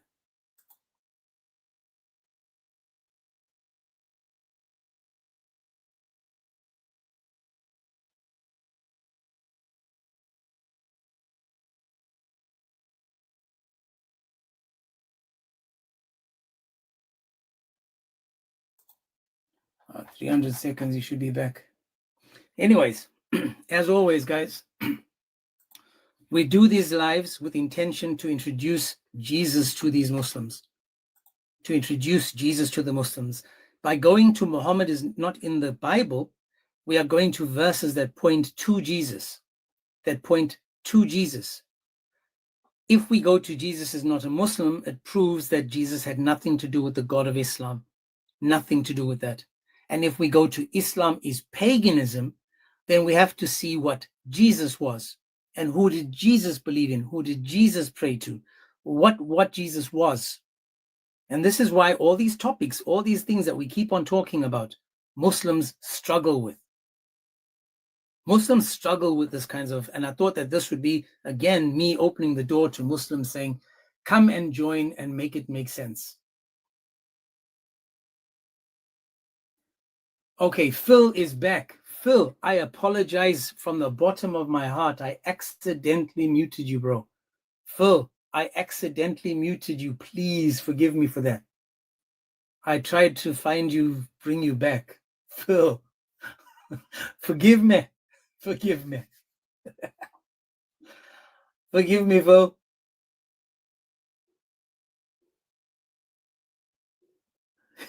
You got back. You got muted. I apologize, man.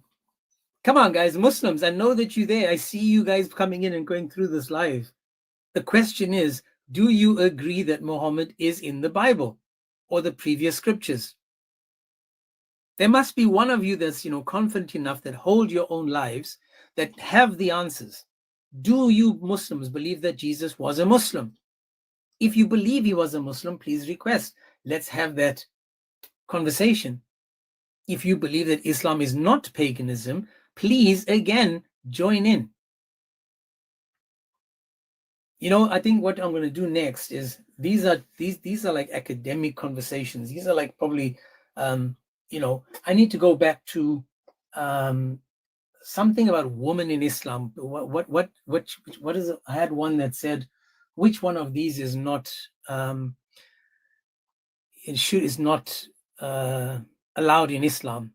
Wife beating, camel juice, sleeping with children, or drinking wine. Something as ridiculous and as simple as that has to be the topic, because Muslims cannot engage in these topics. I'm just, you know, it's come to the point where it's shocking that they open lives, they talk about exactly these three topics. Now that I finally put these topics together, they still won't join. Any Muslim that thinks you have the answers, any Muslim, as I said, the Torah and the Injil are the words of Allah according to the Quran. He says, none can change my words. The Torah and the Injil. Surah 6115, none can change my words. Surah 1064, none can change my words. 1827, none can change his words. The Torah and the Injil are the words of Allah according to you guys.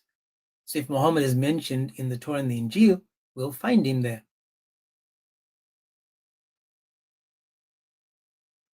We'll find him there. If Jesus was a Muslim, I just want to know, man, was Jesus a Muslim when he said, I am the Son of God? Was Jesus a Muslim when he said, I and the Father are one? Was Jesus a Muslim when he said that all men should honor the Son as they honor the Father?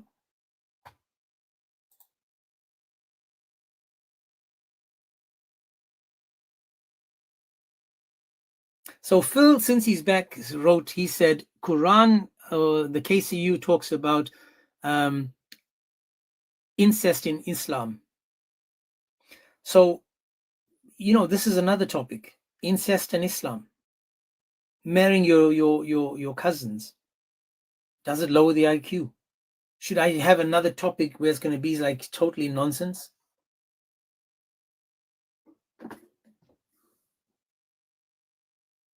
I don't know, man. Was Jesus a Muslim when he said, I am the way, the truth, and the life, and no man can come unto the Father except by me? Muslims, please, we're literally giving you guys the opportunity to make it make sense. We're literally asking you guys again, make it make sense. Was Jesus a Muslim when he said, I am the Alpha and the Omega, the beginning and the end? Was Jesus a Muslim when he said any of that?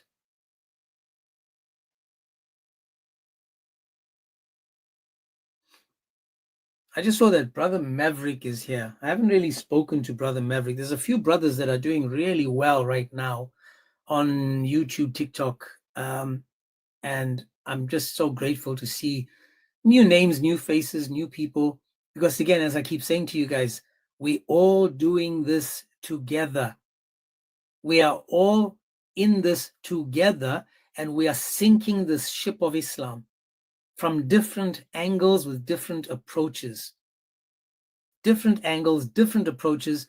And we are saying that these are the types of conversations we want to have. I may have my approach, and then you've got someone else like Daiwell or Amin or Chris Claus or you name it that has their approach. Yet every one of us with our different approaches is proving Islam to be false. Islam is just falling constantly because each of us have not, faltered. None of us have deferred. None of us have changed our stance. We still change topics all the time. And every single topic that we do, that we talk about, cooks Islam. Even when you go on a Muslim panel. I mean, I was on this guy's panel, I forget his name now. Rashid, I think his name is Rashid. I go on this guy's panel, and he says that even Satan is the word of Allah. Even Satan is the word of Allah. Make that make sense. So my question to him before that was, are the words of Allah truth, love? honesty? He said, yes. And then I said, well, is shaitan the word of Allah? And he said, yes. So shaitan, according to Muslims, is love, truth, honesty. You can't make this up, man. This is the religion of Islam. Over and over, they cook themselves. They cook themselves, and this is why when we try to have these conversations, they are afraid of getting caught because they say the silliest things. That's right. Who's the best of deceivers? It's Allah. So Muslims, I don't know why you guys are not requesting, because I see you guys, man. I'm seeing you coming in. But since we're waiting, I'll just continue. Was Jesus a Muslim when he said, all powers in heaven and earth have been given unto me? Was he a Muslim when he said that? Was Jesus a Muslim when he said, go preach to all nations, baptizing them in the name of the Father, the Son, and the Holy Spirit? Notice that these are the honest questions I will ask a Muslim. Was Jesus a Muslim when he said, I am the resurrection of life, and he that believeth in me, though he were dead, yet shall he live? Was he a Muslim when he said that?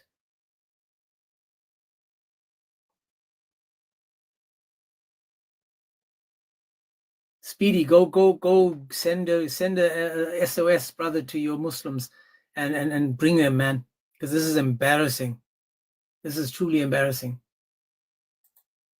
You have Muhammad that's not in the Bible. He's not mentioned in the previous scriptures. He's not mentioned in the previous scriptures. Nowhere. He's not the Parakletos or the Perikletos. He's not mentioned in the previous scriptures.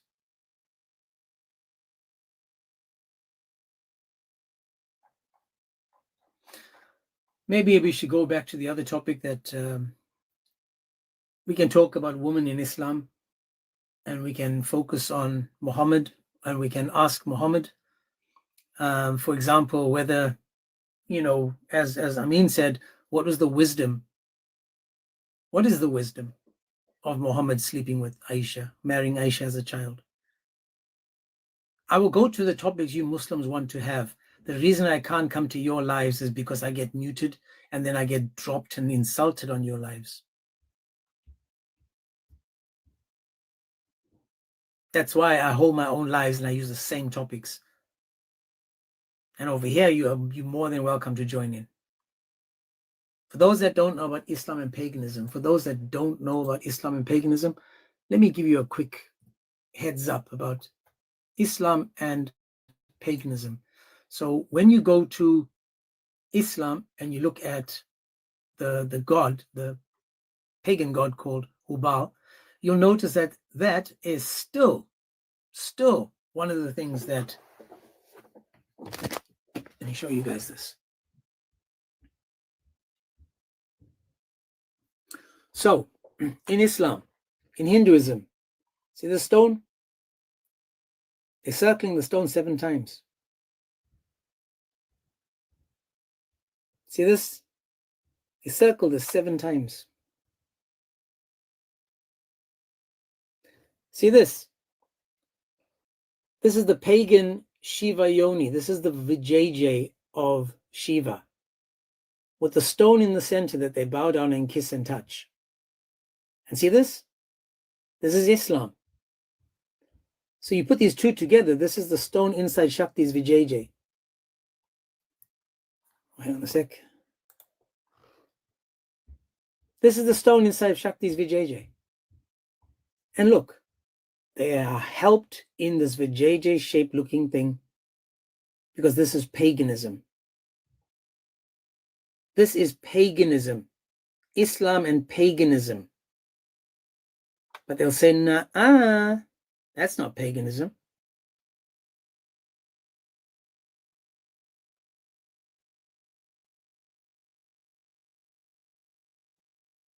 That's what they'll say to you. That's not paganism. Because again, Allah was the God of the pagans in the pre-Islamic time. And remember, he had 3 daughters, Lat, Lusa, and Manat. And what did Muhammad say? Narrated Sunan Abi Dawud, 5227, narrated Imran ibn Husayn, the pre-Islamic period, we used to say, may Allah make the eye happy for you and good morning. But when Islam came, we were forbidden to say that. Abdul Razak said on the authority of Ma'mar, it was disapproved that a man should say, may Allah make the eye happy for you. But there is no harm in saying, may Allah make your eye happy. Paganism. Sahih Muslim 2256a. Abu Hurairah reported Allah's Messenger saying, the truest word spoken by an Arab pre-Islamic in poetry is the verse of Labid, behold, apart from Allah, everything is vain. According to Sahih Muslim 2256a. Abu Hurairah said, the truest word spoken by an Arab pre-Islam in poetry is the verse of Labid. Behold, apart from Allah, everything is vain. So hang on a second, the truest word, so the pagans are still worshipping the same Allah?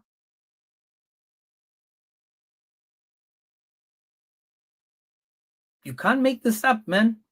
This is the problem when you start reading about this. Remember that Allat, Al-Usa, and Manat. This is the God of Islam. Allah had 3 daughters. Manat, she was known as the goddess of fate and was worshipped by the followers for rain and victory over enemies. She was the wife of the god Hubal. Allat, who is referred to as the great goddess, who is in Iram. She is widely known in northern Arabia and Syria. The deity is associated with the goddess Athena in the Hauran. Allat is venerated, and her temple had no sign of performing blood rituals. It is believed that Allat and Al-Uzza were once a single deity and parted ways in the pre-Islamic Meccan tradition. Pre-Islamic Arabs believed that the goddess Allat, Al-Uzza, and Manat were the daughters of Allah. Notice that the pre-Islamic people were still worshipping this god called Allah, though the Nabatean inscriptions also describe her as Allah's wife instead. So the Nabatean inscription also called her Al-Usa as the bride of Dushura or Dashara. Al-Uzza, her name in Arabic is believed to mean the mightiest one. She is venerated in the city of Petra, and her cult is mainly focused on the Quraysh. The Quraysh, what was Muhammad? He was part of the Quraysh. Part of the Quraysh. And some valley in the northern of Mecca. And this goddess is, let me just see if I can find it. So basically, this is Allah with his moon god. The second thing is we have to understand that the Kaaba was the worship house of the pagans with 360 idols. And Muhammad converted it into the house of Islam. But remember that he was still worshipping at the Kaaba while it was full of these pagan symbols and gods. Sahih Bukhari 4287. Sahih Bukhari 4287 said, narrated Abdullah, when the Prophet entered Mecca on the day of the conquest, there were 360 idols around the Kaaba. The Prophet started striking them with a stick he had in his hand and saying, truth has come and falsehood will neither start nor will it reappear. So we know that when Muhammad conquered Mecca, coming from Medina, he only then took away these pagan things. You have another one in Jami al-Tirmidhi 3138, narrated Ibn Masud, the Messenger of Allah entered Mecca during the year of the conquest, and there were 360, which is altars to sacrifice or to idols, around the Kaaba. So the Prophet started hitting them with the stick he had in his hand, or perhaps he said with a piece of wood, and he was saying, the truth has come and falsehood has vanished. Surely falsehood is ever bound to vanish. That's in Surah 1781. The truth has come and falsehood can neither originate anything nor resurrect anything. Surah 34:49. Also in the Quran, in Surah 2:125, it says, and when we made the house, a resort for mankind and sanctuary. Take as your place of worship the place where Abraham stood, and we imposed a duty on Abraham and Ishmael. Purify my house for those who go around it, and those who mediate therein, and those who bow down and prostrate themselves in worship. Paganism, guys. Paganism. Because Muslims are pagans. They worship stones and perform the tawaf, the circumambulation around it. Circumambulation. We know that's from Sahih Muslim again, 4376. Sahih Muslim 4376, when it says, narrated Abu Raja, blah, blah, blah, we used to worship stones. It's clear as day. We used to worship stones, and when we found a better stone than the first one, we would throw the first one and take the latter. But if we could not get a stone, then we would collect some earth and bring a sheep and milk that sheep over it and perform the tawaf around it. Again, these things are still done by the pagans today, and the pagans at the time of Muhammad, and the Muslims are doing it today. Now, Islam is paganism. Hajj, Umrah, Tawaf, all of these things performed in the pre-Islamic days. And Allah commanded the Muslims to continue these pagan customs, continue them. Right? Sahih Muslim 1648. Sahih Muslim 1648 says, narrated Asim, I asked Anas bin Malik, did you used to dislike to perform the tawaf between Safa and Marwa? These things are still done today. They are still done today. He said, yes, as it was of the ceremonies of the days of the pre-Islamic period of ignorance, till Allah revealed verily the two mountains, Safa and Marwa, are among the symbols of Allah. It is therefore no sin for him who performs the pilgrimage to the Kaaba or performs Umrah or to perform Tawaf between them. Once again, all the pagan rituals are now in this religion of Islam. Paganism. Sahih Muslim 1240a. 1240a says this. Ibn Abbas reported that they, the Arabs of pre-Islamic days, looked upon Umrah during the months of Hajj as the greatest sins on the earth.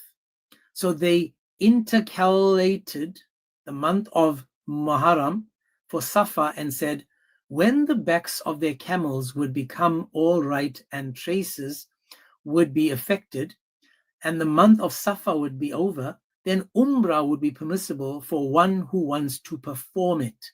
When Allah's apostle and his companion came in the state of Imran, and for performing Hajj on the 4th, Allah commanded his apostle to change their state of Imran from Hajj so that of Umrah.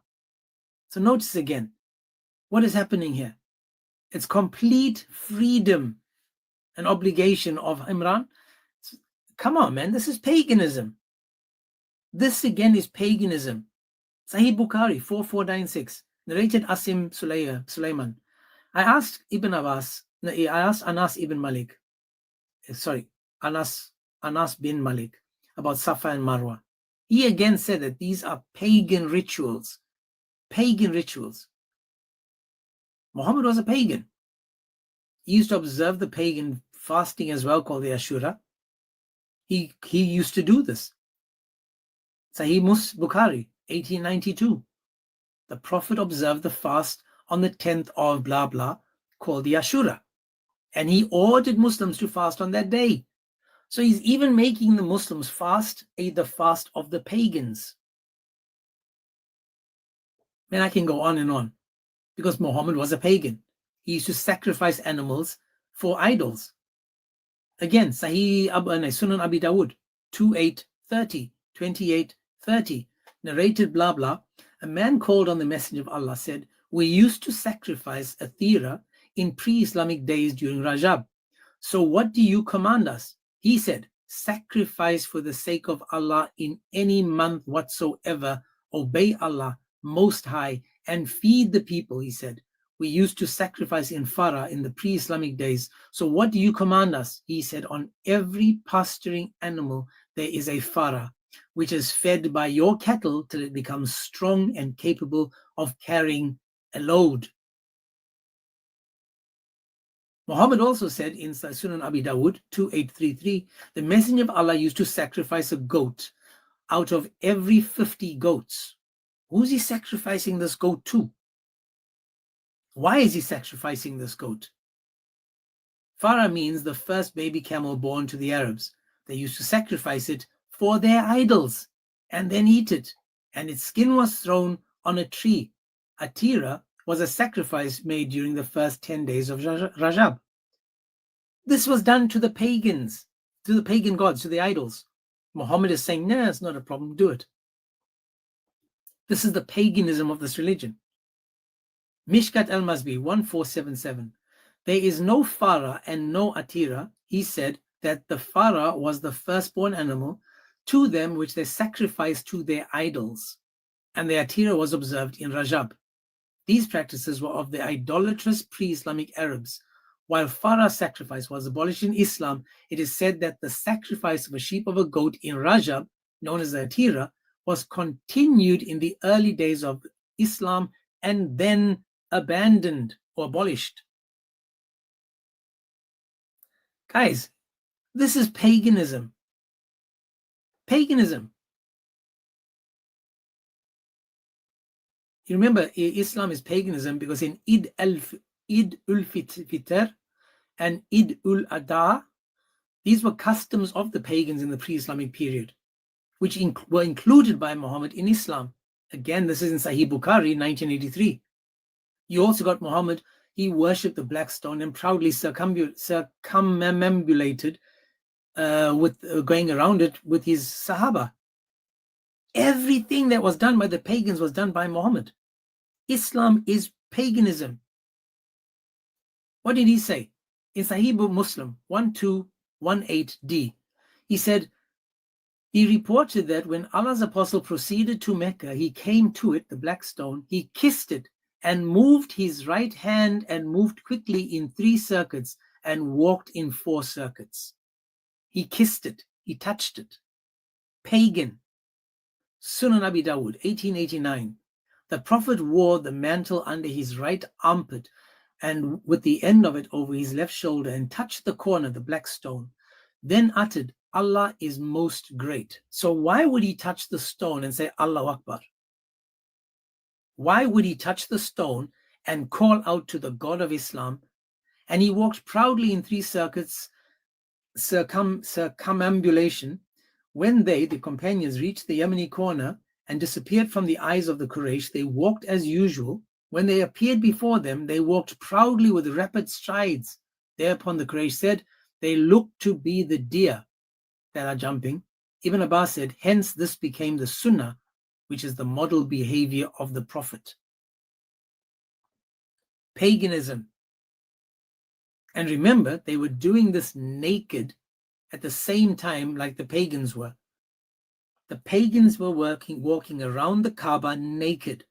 Listen to this, Sahih Bukhari, 1665. 1665, Bukhari. He said, during the pre-Islamic period of ignorance, the people used to perform the tawaf of the Kaaba naked, except the hums, so the hums. And the hums were the Quraysh and their offspring.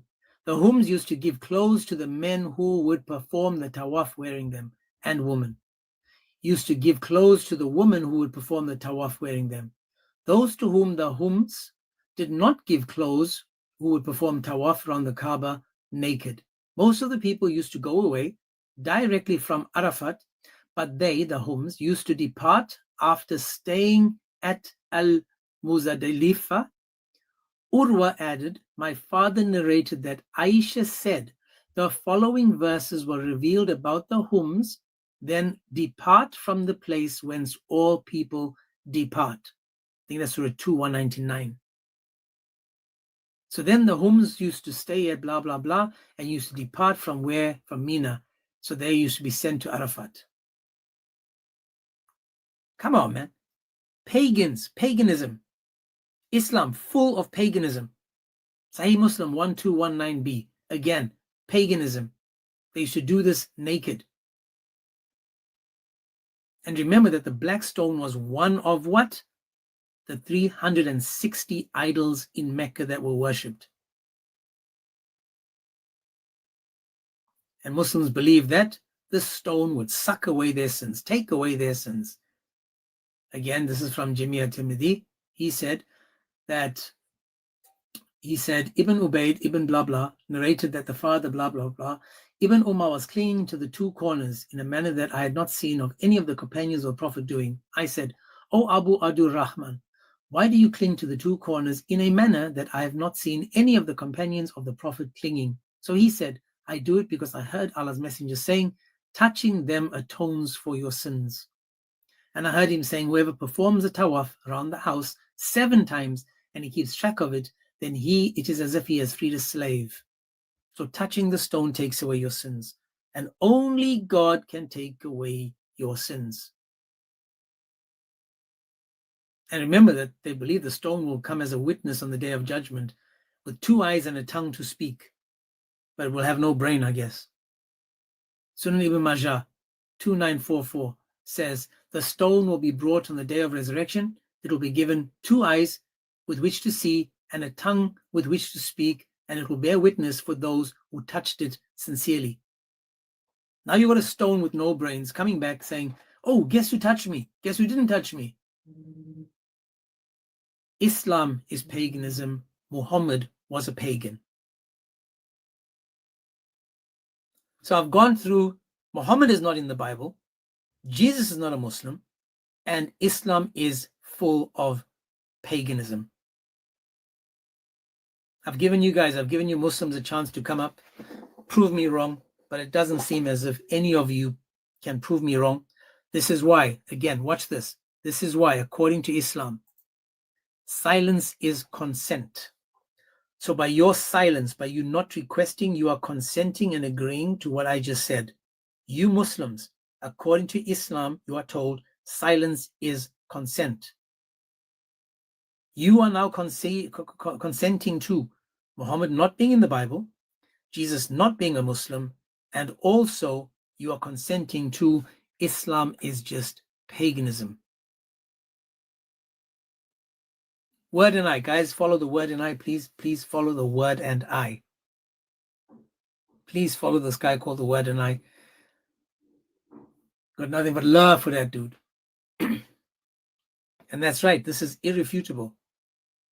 This is why I would, I'm not sure who said it, but it's like the Sahaba could have made Muhammad so much more than he was, and yet they turned him out to be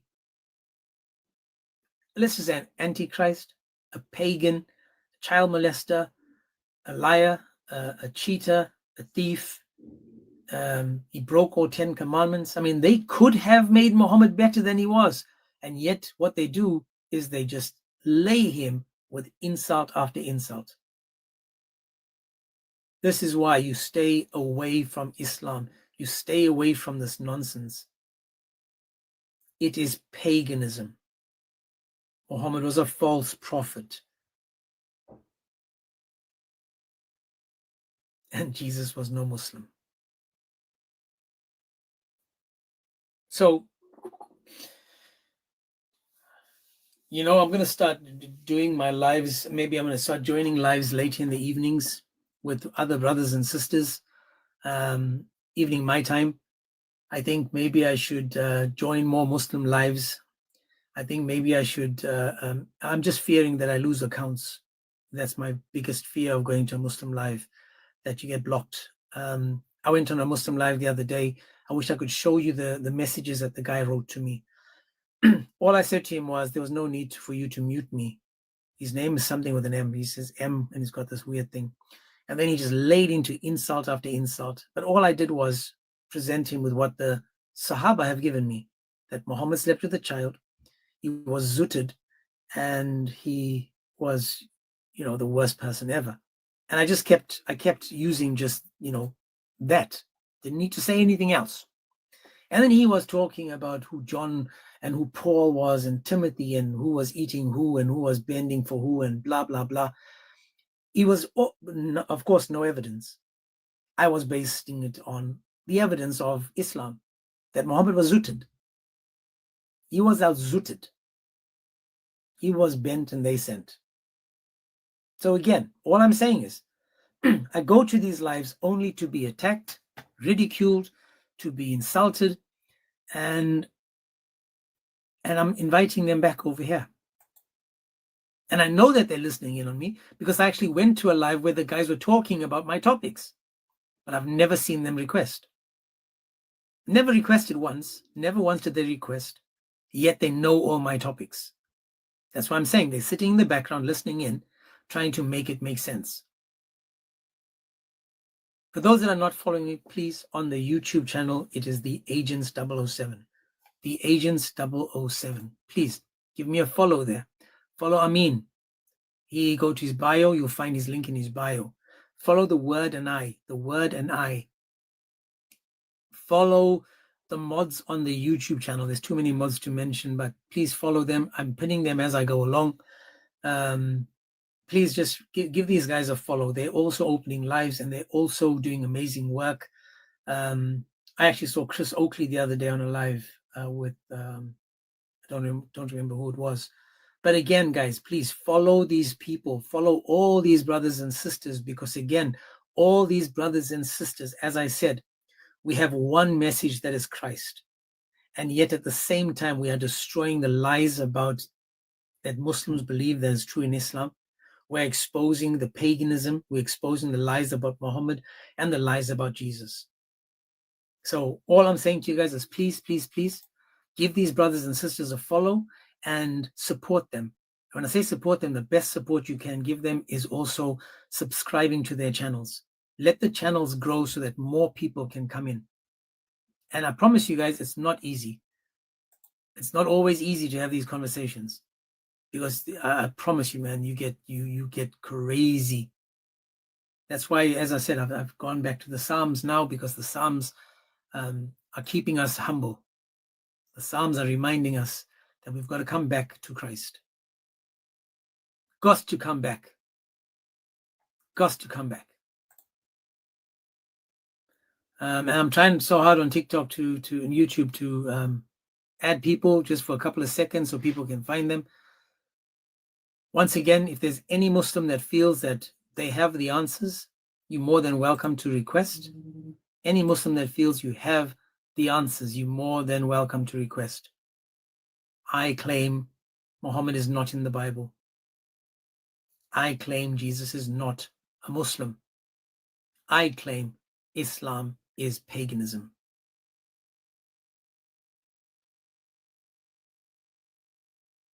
And if you guys disagree with me,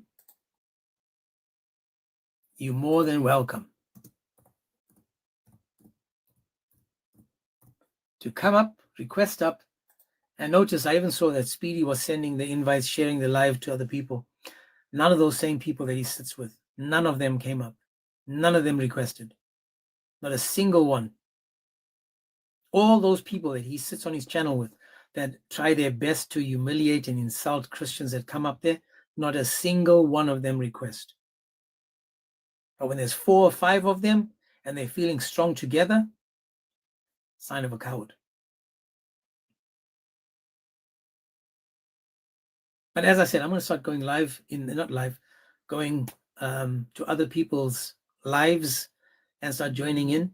I noticed, for example, Deron is doing an amazing job there, and he's got so many people that come in when he's at work. Problem is there's just too many people, so you can't really get a one-on-one with people. But yeah, man, I'm going to start going to Muslim lives because they're not coming to me. I'll go to them. And the problem is that then I can't have it live on YouTube. That's the problem. Can't have it live on YouTube because then it's a who owns the live thing? I forget what it's called. Yeah. So any Muslims, again,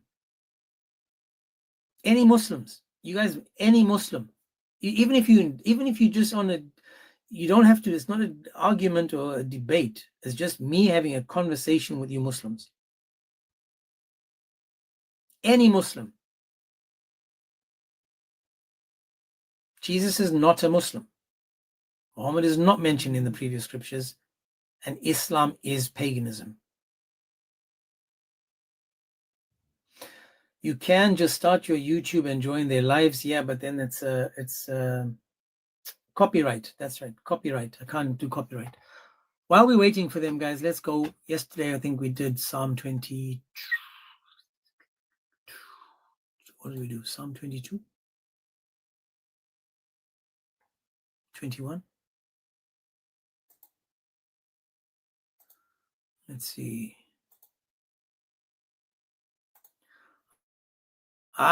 Today is Psalm 23. Muslims request. I'm just going to read the Psalm, the Zabur. I'm just going to read from the Zabur, but you can still request. Muslims, you can still request. Muslims only. Muslims request. Why are we doing that? For all those people that are feeling alone, distraught, sad, any Muslim, you're welcome to join. For those of you, as I said, that are feeling alone, sad, you feel abandoned, you feel that nobody cares, you feel that you're at the lowest point in your life, just remember you're not alone. And this is why Psalm 23 is one of my favorite Psalms, one of my absolute favorite Psalms. And I'll tell you guys this. I read Psalm 23 to a guy once, and because of Psalm 23, he left Islam. Because, I'm not even joking, because of the Psalm, he left Islam. I broke it down, we went through it, and he left Islam because he could see that this Psalm points to a God of love, proving to him that he is not alone. So Muslims, I'm just going to read the Psalm. You guys can always request after. Psalm 23 says, "The Lord is my shepherd, I shall not want. He makes me lie down in green pastures. He leads me beside still waters. He restores my soul. He leads me in the paths of righteousness for his name's sake.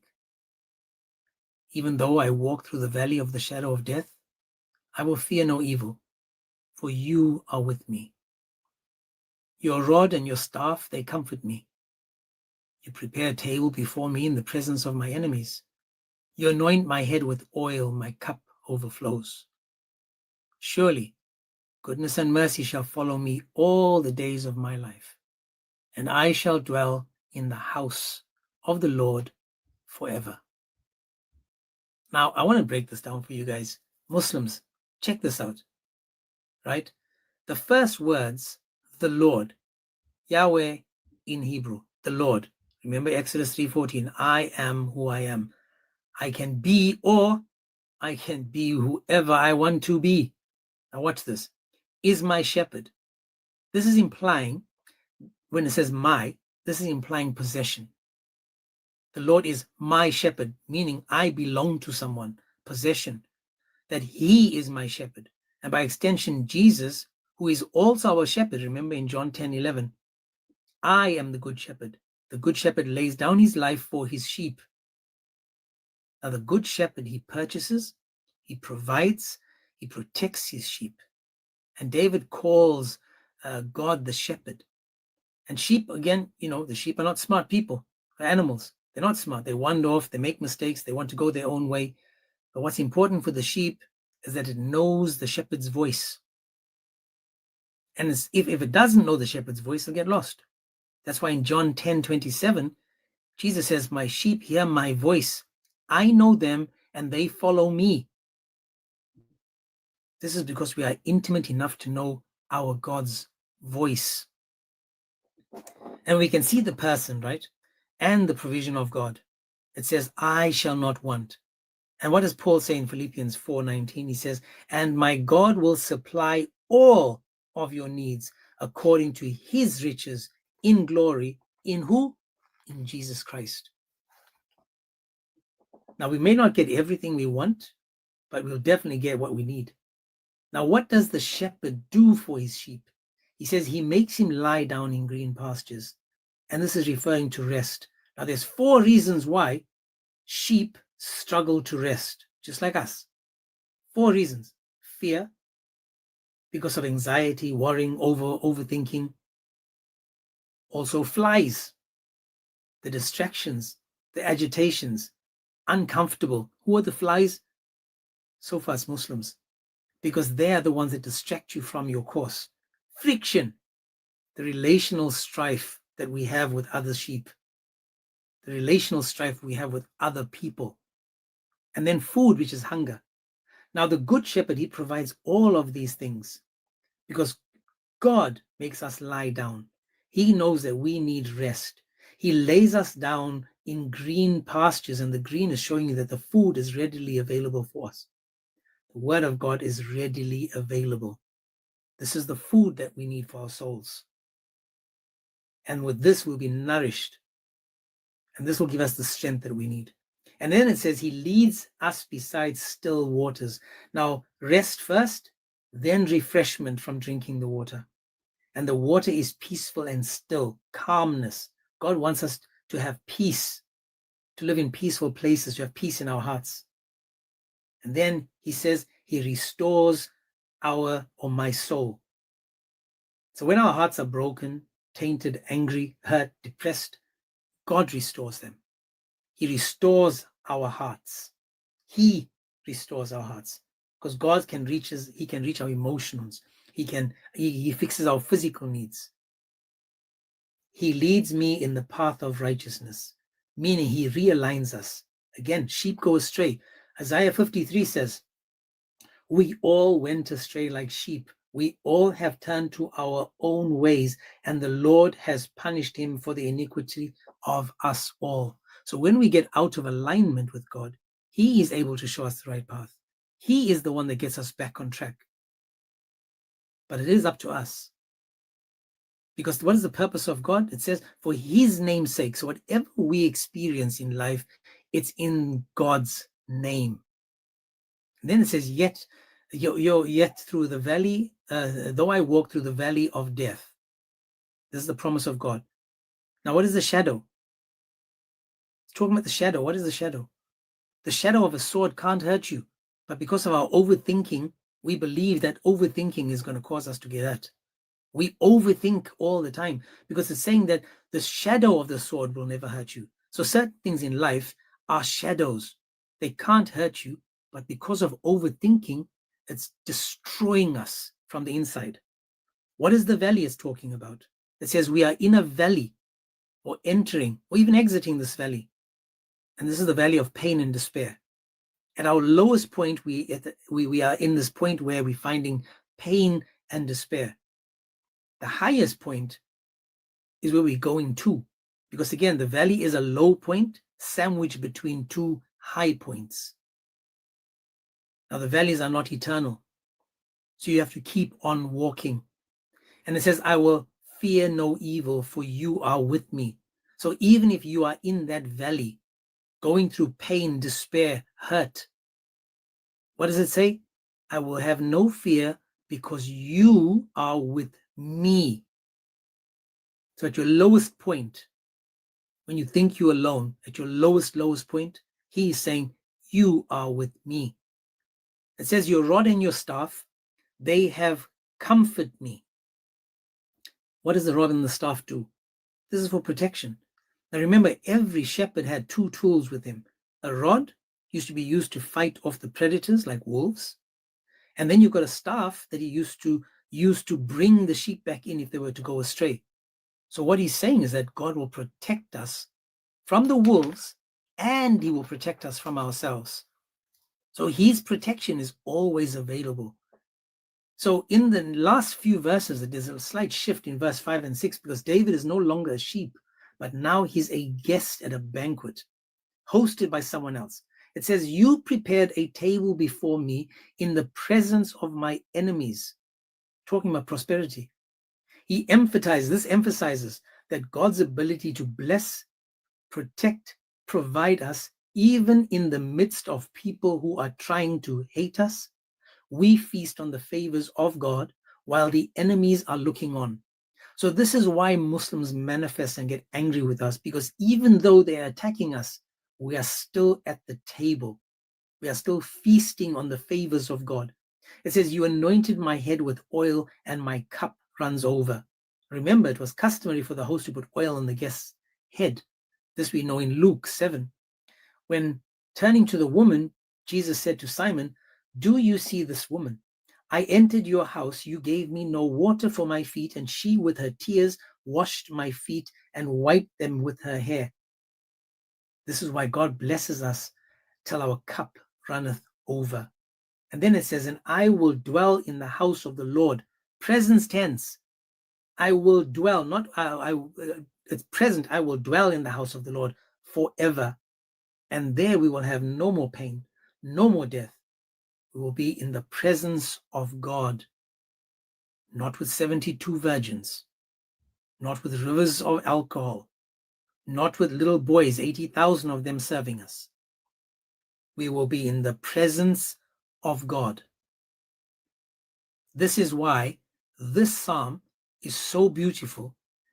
Psalm 23, if you guys are having a bad day, you're feeling alone, you're feeling neglected, you're feeling at your lowest between two high points, you in that valley, again, remember that you're not alone. He will never forsake you. But all you have to do is remember him. Turn to him, not from him. That's why this Psalm 23, I think I explained it similarly to what I just did now to a Muslim. And he was like, he was in doubt before, and then he was like, no, man, I'm done. He said, I accept Jesus Christ as my Lord and Savior. This was about 6 years ago.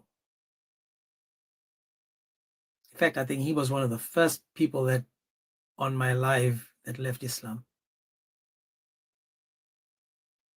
So keep him in your prayers. You never know where he is today. I haven't seen him after that. Only the Lord knows where he is right now.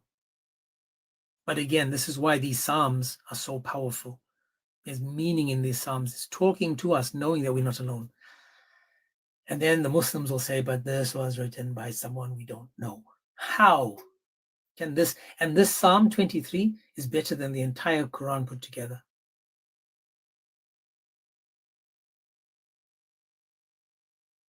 I've been doing this since 6 years now, since 2020. January 2020.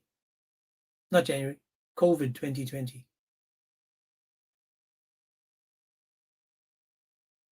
That's when things turned for me.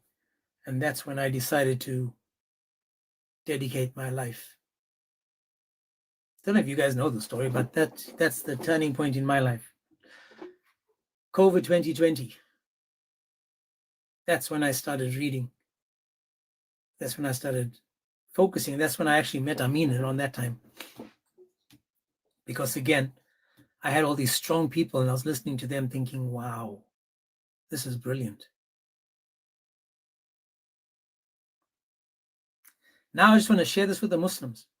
Now I'm just saying to Muslims, come on, man, make this make sense. Make this make sense. Not sure, man. What do you guys think? Am I changing topics again? Am I gonna have to change topics? Am I gonna have to make a silly topic about women in Islam or something just to get Muslims to join in?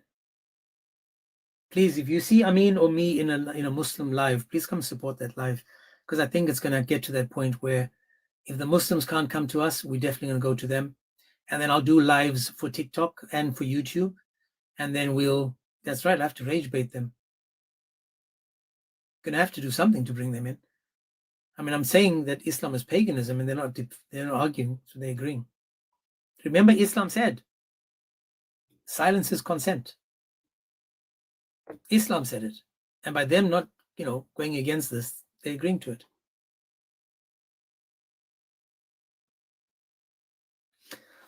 I hope you guys enjoyed Psalm 23 from my understanding, from what I see Psalm 23 telling us. I truly believe that this Psalm is something that I use. In fact, this psalm was what I used for myself in 2020. Because in 2020, I went through something and it just reminded me, it just took me back. And then, as I said, I made sacrifices for the blessings I have. I made sacrifices, and this is why I do what I do now on these lives. Because of the sacrifice, I'm putting my own needs aside to show thankfulness for what was given to me. You know, we promise certain things. We promise, Lord, if you do this for me, I'll do that for you. I promise you, I win the lotto, I'll go to church every Sunday. You give me the lottery, man, I promise you, I will give 50% to the needy. Lord, you give me and I'll give you. See, we're asking first and then we'll do something after. I was one of those, made a promise. And I said, Lord, and, you know, it got sorted. And now it's 6 years. And I have dedicated myself every day. I'm keeping my promise for at least 6 years now. Yeah, it's going to be 6 years soon. Just to show that I mean what I said, and I'm grateful for the blessings I have. So when people say to you, how are you doing? Say blessed and grateful. That's enough. You don't have to give them any more than that. Blessed and grateful, because they know you're Christian. Muslims, last call. Last call for the Muslims. Last call for the Muslims. Any Muslim wants to join in, you're more than welcome to. Any Muslim. If you disagree with the prompt and you think that Jesus was a Muslim, please request. You believe that Muhammad is in the previous scriptures, please request. If you believe Islam is not paganism, please request. If you don't request, then you agree with me. Islam is paganism, Jesus is not a Muslim, and Muhammad is not in the previous scriptures.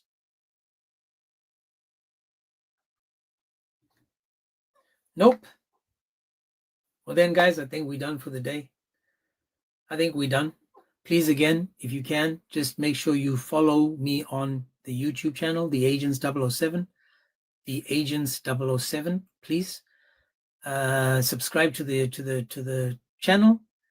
We just need to continue growing so that more and more Muslims can watch these videos. They don't need to request up. The videos are out there. So if they do a Google search or YouTube search, for example,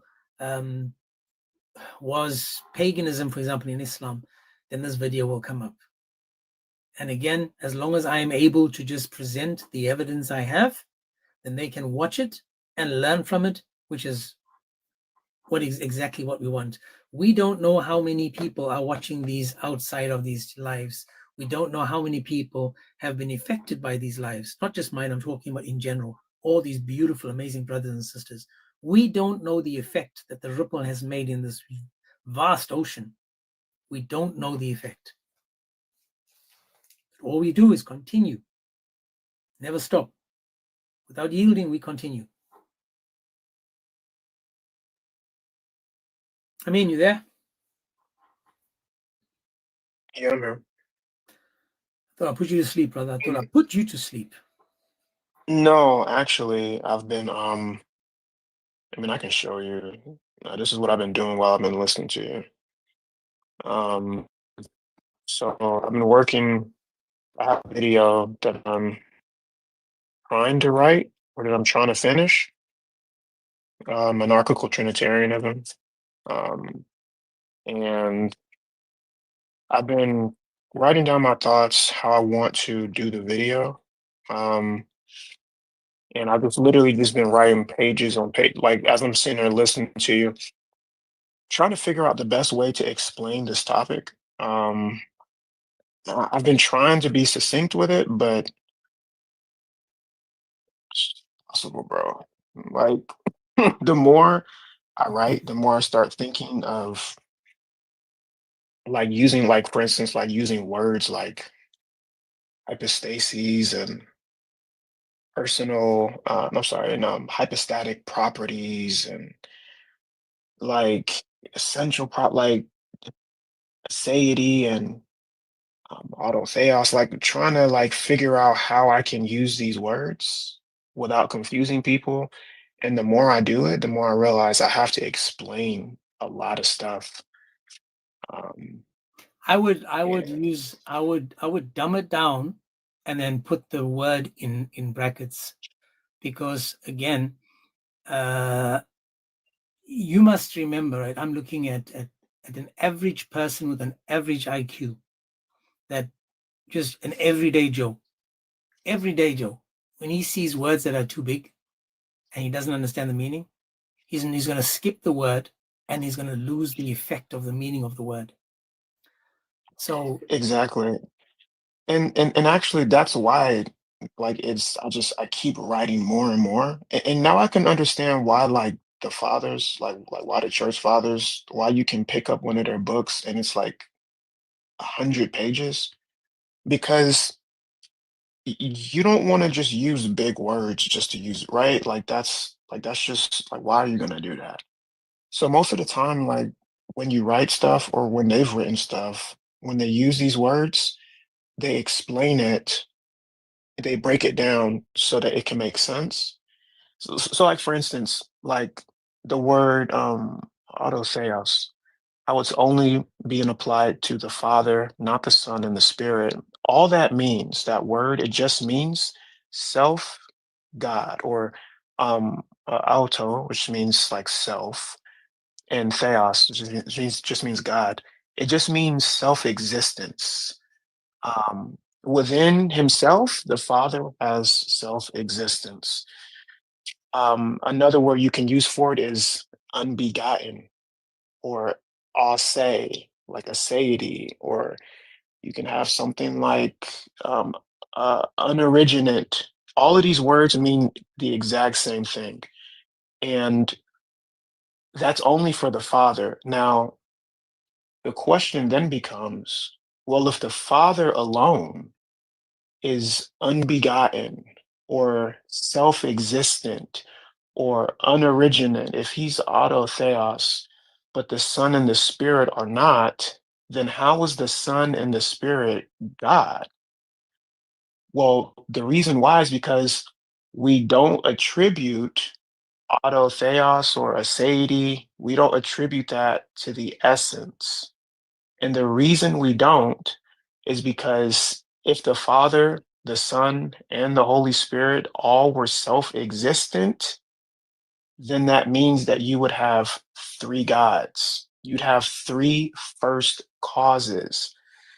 So whenever we're using words like that, unbegotten, like those are hypostatic properties. That's how we know the difference between the Father, the Son, and the Holy Spirit, because the Father is unbegotten, the Son is begotten, and the Spirit, we say spirated. So that's why it's not a problem for us, because just because the Father is unbegotten and the Son is not doesn't mean they're not God, because they both share the same essence. This is why we don't ascribe that to the essence. So finding a way to break this down and make it like make sense, I'm finding that I have to do a lot of explaining with my terms. And it's really not as complicated as people think. Like if if like my daughter, like I begat my daughter, but just because she's begotten, like it doesn't mean that her and I don't share the same essence. Or the example St. John of Damascus uses, he says Adam is unbegotten. Like literally, like Adam has no father. Adam is unbegotten, right? Nobody made him in that aspect. But when Adam had his first son, Seth, Seth was begotten. Well, is Seth a different being, or like a different creature, or does he have a different essence than Adam? No, they're both human. It's just one is unbegotten and the other is begotten. So this is why we don't attribute those things to the essence, because they're separate. So I don't know if what I'm saying makes sense, James. I'm kind of no, it does. just talking. I got you. As I said, big words, man, big words. When I was a lazy reader, I skipped big words. And that was like in school as well, man. I couldn't be bothered to read in school. You know, you're supposed to read so many books a year. Man, I didn't read a single book. In fact, the only book I read in all my years in school was To Kill a Mockingbird. The only book I ever read in my first 18 years of life was To Kill a Mockingbird. And, you know, when you do book reviews and stuff and they were asking you stuff, I'm like, man, these too many words you got to think about. And couldn't be bothered. But my first book, To Kill a Mockingbird. But now, I mean, I just finished How Not to Read the Bible. I just finished that last night. And I'm reading another one, Jesus Among the Gods. And again, there's big words. Sometimes you got to just have your phone next to you and double check to see what these words actually mean. But again, the average person, you got to dumb it down for the average person most of the time, because to keep them, this is why when you listen to these debates, when it talks about, they're using all these big fancy words, you notice people are like, what, huh? What's he talking about? Yeah, but see, that's the reason I'm doing it though. Like, because like I want to make this stuff easy. Like sometimes, and especially with the Muslim, man, it's so annoying when the Muslims do this, man. Like they're just sophist, dude, for no reason. And they use these big words as a smokescreen to try to confuse their opponent because most people don't like they don't study this stuff, they don't know it. So they'll use these big words. And then like when you just ask them simple questions, okay, what do you mean by hypostatic property? They can't tell you. They just heard somebody else say it. So my thing is, and this is how I am just as a person, like, and you notice I do this with like the audio, but like I always try to do the best I can to equip the body of Christ with as much information as possible so they can defend themselves when they talk to these people because they it's like you're dealing with people that are purposely trying to deceive you. They don't actually care about whether or not they're right. They just want to deceive you. They just want to lie to you. They just want to trick you. And if I can teach people this information and make it accessible to where when they are confronted with some of this stuff, they understand and they can track the argument, then to me, like that's a win. Because this stuff is not hard, but the problem is it just seems complicated because of the people that are using them. But yeah, That's that's true. just it. That's true. I was going to say now. What was going to do now? Okay.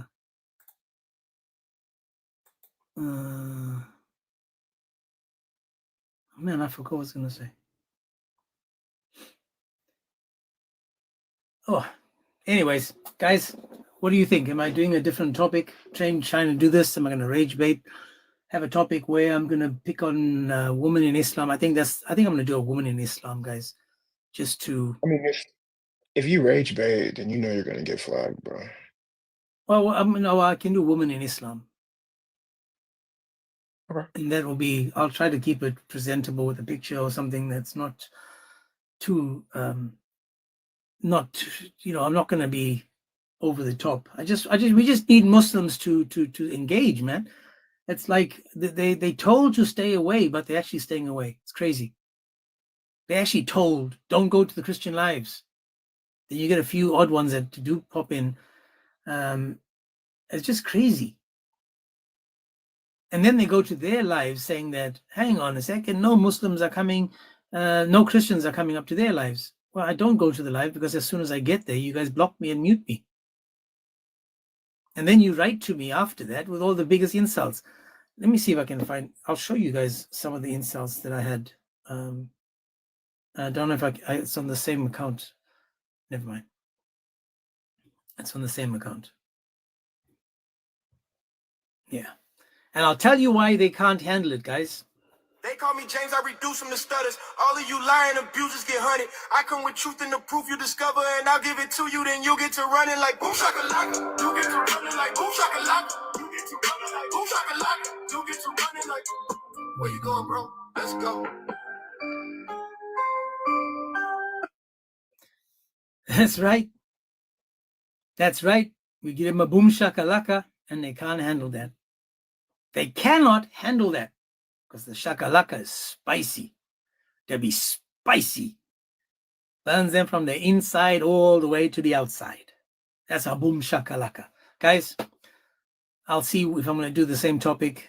Maybe today I'll join other people's lives. I'm gonna just like, you know, getting in there again, getting out there again. Maybe I need to join Duran's live. But again, these conversations, these little mini debates, I am not a fan of debates, guys. I'm not a fan of debates because in a debate, people will say the weirdest things, and half of the time it gets forgotten or lost. And then, you know, you busy trying to make it make sense. And at the end, it's a question answer, and you lose sight of what was said before, and, you know, blah, blah, blah. These one-on-one conversations where you can stop someone and go, listen, just stop there now. Let's focus on what you just said. You can't do that in a debate. This is why you don't find me debating. I used to, and I did before, back long ago, but the problem is a lot gets lost in translation. It gets lost, it's gone, and then you get, you know, it's frustrating. I'm also wanting to do and join other people on YouTube. I'm also wanting to start joining people on YouTube. I just pinned that Maverick is live today. I also know that that Grafted Apologetics is also live every now and then. At some point, I'm going to find a way to join in on their lives and, you know, just start chilling out on other people's lives, just to, you know, find different audiences to broaden my horizons when it comes to topics. But again, you guys know that what I enjoy most is talking to Muslims. I find that to be the most where my strength lies, I think, if that's a good way to put it. And yeah, so, but I'm gonna start joining, and yeah. Anyways, man, guys, God bless all of you. Thank you so much for spending some time with me today. I find I need to apologize that the Muslims are not joining. I know that we join these lives with the hope that we can have good, fruitful conversations. But as you can see, it's either the Muslims can't answer these simple questions, or maybe my topics are just bad and I need to up my game. So what I'll do is I'll go to the YouTube channel and see which topics had the most views, and maybe I can get back to those topics. Because again, I'm just, you know, we've gone through just about every single topic we can have when it comes to Islam. We've done everything from who Jesus is, who Muhammad is, who Allah is. How did Muhammad become a prophet? We spoke about his wives, the women, the rituals, the paganism. We've done absolutely every single thing that you can think of as part of a conversation. We've done this. So, yeah. I don't know, man. We've done the word of God. We've done, can God have a son? We've done, you know, we even, and Amin is right when he said, what is the wisdom behind Muhammad and Aisha? What's the wisdom behind it? Speedy says, do one who sits on the throne. Well, Allah shares his throne with Muhammad. Come on, man. According to your scholars, Muhammad shares the throne with Allah. He's sitting on the throne with Allah. In fact, if Jesus is with Allah in the highest above the heavens, where do you think Jesus is? You think he's standing for 2,000 years, Speedy? Come on, Speedy. Speedy, why can you come up for a second and just tell me why none of all the people that sit with you on your stage, why not one of them requests, yet they bully everybody that comes to your live? And you quiet, you go on mute, you pretend you don't exist, and the people are calling out to you, Speedy, and you're never there when they need you. You allow all the abuse, you allow all the nonsense, man.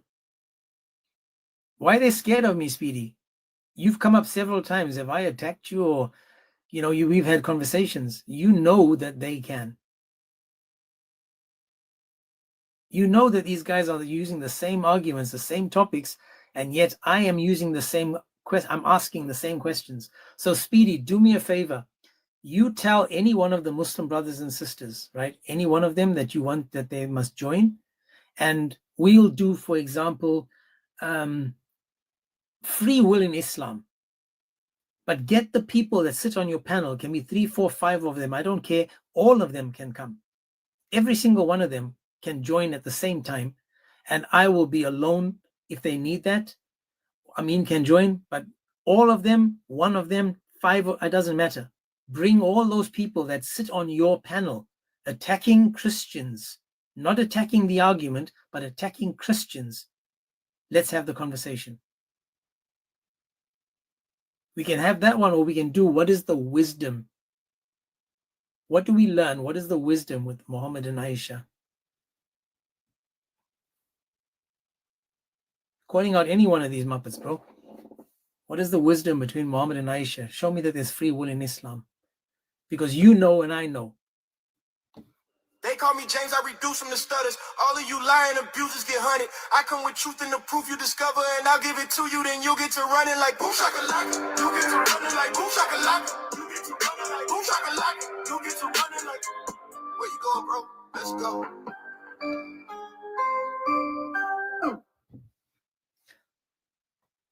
Okay, guys. God bless. Hopefully Speedy sends out his SOS to the brothers and sisters of Islam, and they come up at some point and want to have a conversation. And I'll try my best not to reduce them to stutters. I'll keep them focused on topics, and that's what we do. So again, as always, guys, stay safe, keep me in your prayers, and God bless.